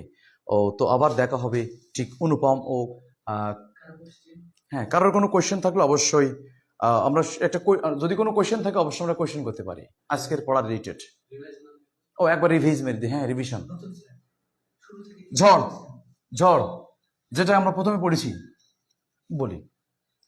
প্রথম কোয়েশ্চেন পড়েছি, বাংলা কোন ভাষার শব্দ? বাংলা কোন ভাষার শব্দ? কোয়েশ্চেন, উত্তর হবে সন্ধি। উত্তর হবে সন্ধি। আছে অনেশ্বর, বিচ্ছেদে ম। ব্যাকরণ কোন নিয়মে গঠিত? উত্তর হবে প্রত্যয়, কারণ আছে র। ভাঙলে হবে বি, বি আ ক্রি অন। ব্যাকরণ, ব্যাকরণ শব্দের অর্থ বিশেষ বিশ্লেষণ, বিশেষ বিশ্লেষণ। ব্যাকরণ শব্দের অর্থ বিশেষ বিশ্লেষণ। ব্যাকরণের আদি স্থান, ব্যাকরণের আদি স্থান গ্রিস। ব্যাকরণের আদি স্থান গ্রিস। ব্যাকরণের পাণিনি কে ছিলেন? পাণিনি একজন ব্যাকরণবিদ ছিলেন। একজন ব্যাকরণবিদ কোন ভাষা? সংস্কৃত ভাষা। সংস্কৃত ভাষার একজন ব্যাকরণবিদ ছিলেন। তারপর আমরা পড়েছি প্রথম বাংলা ভাষার ব্যাকরণ কে রচনা করেছেন? প্রথম বাংলা ভাষার ব্যাকরণ রচনা করেছেন ম্যানুয়েল দ্য সুমসাও। বাঙালি হিসেবে কে? রাজা রামমোহন রায়। ব্যাকরণটার নাম গৌড়ীয় ব্যাকরণ। আবিষ্কার করেছেন 1826 সালে, প্রকাশ পেয়েছে 1833 সালে। তারপরে প্রশ্ন, বাংলা আঞ্চলিক অভিধান ডক্টর শহীদুল্লাহ। বাংলা ভাষার ইতিবৃত্ত ডক্টর মোহাম্মদ শহীদুল্লাহ। তারপর আমরা পড়েছি বাংলা ভাষার মুদ্রাক্ষর প্রথম বাঙালি হিসেবে খোদাই করেন পঞ্চানন কর্মকার ও নন বাঙালি চার্লস উইলিকিনসন। চার্লস উইলিকিনসন। তারপর আমরা প্রশ্ন করেছি ডক্টর মোহাম্মদ শহীদুল্লাহকে বলা হয় ভাষাবিজ্ঞানী। তিনি ভাষাবিদ ছিলেন। তিনি বলেছিলেন, আমরা হিন্দু মুসলমান যেমন সত্য, তার চেয়ে বড় সত্য আমরা একজন বাঙালি। তিনি 2টা গ্রন্থ রচনা করেছেন। তারপর আমরা পড়েছি ভাষা 2 প্রকার, ভাষারীতি, কথ্য ও লেখ্য। ভাষা পড়েছি 2টা, সাধু ভাষা, ওই সময় লাইন বলেছিলাম সাধু হও, সাধু সেজো না। যারা রাজশাহীর আছে, জেলগেট পার হয়ে, রেলগেট, আমাদের জেলগেট পার হয়েই একটা হিন্দুদের মন্দিরে লেখা আছে সাধু হও, সাধু সেজো না, দেখে নেব। সাধু ভাষা আবিষ্কার করেছেন রাজা রামমোহন রায়, কিন্তু গল্প লিখেছেন ঈশ্বরচন্দ্র বিদ্যাসাগর। ঈশ্বরচন্দ্র বিদ্যাসাগর তার বাবার দেয়া নাম বন্দ্যোপাধ্যায়, স্বাক্ষর করতেন শয়েশ শর্মা নামে। বিদ্যাসাগর উপাধি দিয়েছিলেন সংস্কৃত কলেজ 1833 সালে। এবং চলিত ভাষা আবিষ্কার করেছেন প্রমোদ চৌধুরী, ছদ্মনাম বীরবল। গ্রন্থের নাম সবুজপত্র পত্রিকা। ওই পত্রিকায় তোমার একটা গল্প প্রকাশ পায় অপরিচিতা, যেটা আমরা পড়িয়েছি। সবুজপত্র 1914 সালে আবিষ্কার হয়। এই 1914 সালে প্রথম বিশ্বযুদ্ধ অনুষ্ঠিত হয়, যেটার পক্ষ নিয়েছিলেন মিত্রপক্ষ ও অক্ষশক্তি, যেটা জয়লাভ করেছিলেন আমরা জানি সবাই মিত্রশক্তি। এবং আমরা জেনেছি তারপরে আমরা পড়েছি বাংলা ভাষাভাষীর স্থান বাংলা ভাষার 7ম, জনসংখ্যায় 5ম। পৃথিবীতে ভাষা আছে প্রায় 3500-এর বেশি। বাংলা ভাষায় কথা বলে প্রায় 30 কোটি লোক পৃথিবীতে। যে দেশের দ্বিতীয় রাষ্ট্রভাষা বাংলা, সিয়েরা লিওন। যে দেশের দ্বিতীয় রাষ্ট্রভাষা বাংলা, সিয়েরা লিওন। তারপর আমরা আলোচনা করেছি বাংলা ব্যাকরণের মূল আলোচ্য বিষয় বলে 4, মূল না বললে 6। 1 নম্বর ধ্বনি, 2 নম্বর শব্দ, 3 বাক্য, 4 অর্থ। শব্দতত্ত্বের অপর নাম রূপতত্ত্ব, বাক্যতত্ত্বের অপর নাম পদক্রম, ইংরেজি নাম syntax. Syntax is a dash building. উত্তর তোমরা লিখেছিলা সেন্টেন্স বিল্ডিং। 5 নম্বর ছন্দ ও অলঙ্কার। 6 নম্বর লেক্সিকোগ্রাফি তথা অভিধান তত্ত্ব। অভিধান তত্ত্বের ইংরেজি লেক্সিকোগ্রাফি। পৃথিবীতে প্রথম অক্সফোর্ড ডিকশনারি আবিষ্কার করেছেন ডক্টর স্যামুয়েল জনসন। তারপর আমরা আলোচনা করেছি ধ্বনিতত্ত্বের আলোচ্য বিষয় ধ্বনি। আমরা যা বলি ধ্বনি, যা বলি উচ্চারণ, যা লিখি তাই বর্ণ। অতএব ধ্বনি ও বর্ণ সংক্রান্ত যা আছে, এখন আসতে বলার সময় নেই, এখন রিভিশন, এখন জোরে হোক। হ্যাঁ, আমরা আলোচনা করেছি ধ্বনিতত্ত্বের আলোচ্য বিষয়। ধ্বনি হলো উচ্চারণ, লিখিত রূপ বর্ণ, বর্ণ ও ধ্বনি শব্দ সংক্রান্ত যা আছে সব ধ্বনিতত্ত্বে। সন্ধি ও নত্যবিধান, বাক্য নিয়ে যা আছে তাই বাক্যতত্ত্বে। এক্সট্রা মুখস্থ করেছি উক্তি, বাচ্য ও জ্যোতিচিহ্ন। এবং অর্থতত্ত্বে আলোচনা করেছি সমস্ত অর্থযুক্ত শব্দ, ব্যতিক্রম বিপরীত শব্দ ও সমার্থক শব্দ। আর আমরা শব্দতত্ত্বে পড়েছি এই 3টার বাদে যা আছে সব শব্দতত্ত্বে আলোচনা হয়েছে। আজকের টপিক ছিল এটি। কারক নিয়ে কনফিউজ ছিল। কারক 2 তত্ত্বে আলোচনা হয়েছে, শব্দ ও বাক্য। তবে 2টাই যদি অপশন থাকে উত্তর হবে বাক্য, না থাকলে উত্তর হবে শব্দ। লাস্ট আলোচনা করেছি অপরিচিতা, লেখক রবীন্দ্রনাথ ঠাকুর। একটা প্রশ্ন তোমাদের লিখে রাখা উচিত, আমি লিখছি, সেটা হচ্ছে গীতাঞ্জলি। গীতাঞ্জলি, গীতাঞ্জলি, এই গীতাঞ্জলির ইংরেজি নাম সং অফারিংস। সং অফারিংস, এটা আমরা জেনে রাখবো। সং অফারিংস, গীতাঞ্জলির ইংরেজি নাম সং অফারিংস। তবে গীতাঞ্জলি লিখেছেন W.B. ইয়েটস। ইংলিশ সাহিত্য W.B. Yeats, William Butler Yeats. Gitanjali মূল নাম, যা অনুবাদ করেছেন রবীন্দ্রনাথ ঠাকুর। ইংরেজি নাম সং অফারিংস, লিখেছেন W.B. ইয়েটস। এটার জন্য 1913 সালে তিনি 1913 সালে নোবেল পুরস্কার পেয়েছিলেন। এ হচ্ছে অনুপম। আমরা পড়েছি অনুপমের বয়স, গল্প লিখেছিলেন 23, বয়স ছিল 27, 4 বছর। মাকাল ফল, মাকাল ফল, মাকাল ফল বলতে বাইরে ফিটফাট, ভিতরে সদরঘাট। কোন ফুল? শিমুল ফুল। বয়স পার্থক্য ছিল মামার সাথে 6 বছরের। মামা ছিলেন লোভী পরিবারের। সর্বশেষ একটা প্রশ্ন আমরা ভুলে গেছিলাম, একটা লাইন ছিল যে সবুর করিবেন না, মেয়ের বয়স সবুর করিতেন না। সবুর, এই সবুর শব্দটি আরবি, সবুর শব্দটা আরবি, যেটা আমরা দেখেছি সবর। সবর শব্দটা হচ্ছে আরবি, যেটা হচ্ছে অর্থ ধৈর্য, যার অর্থ ধৈর্য। আমরা দেখেছি আল্লাহ বলেন, আল্লাহ বলেছেন ইন্নাল্লাহ মাআস সাবিরিন, নিশ্চয় আল্লাহ ধৈর্যশীলদের সাথে আছেন, নিশ্চয় আল্লাহ ধৈর্যশীলদের সাথে আছেন। মানে সবর হচ্ছে আরবি ভাষার শব্দ। আজকেই এ পর্যন্ত, নো মোর টুডে। ও হ্যাঁ হ্যাঁ, এই টপিক্সের উপরে আমরা আগামীকাল একটা এক্সাম নিতে পারবো যদি আপনারা আগ্রহ হন। নিউরন অ্যাপসে, হ্যাঁ আমাদের অ্যাপসে আছে, নিউরন অ্যাপসে আগামীকাল আমাদের একটা প্রশ্ন পরীক্ষা হবে। অবশ্যই এই টপিক্সের উপরে একটা প্রশ্ন থাকবে। আপনারা ভালো থাকবেন। ধন্যবাদ, ধন্যবাদ সবাইকে। নিউরন চিরজীবী হোক, আমরা সবাই বেঁচে থাকি আর কি, এই তো।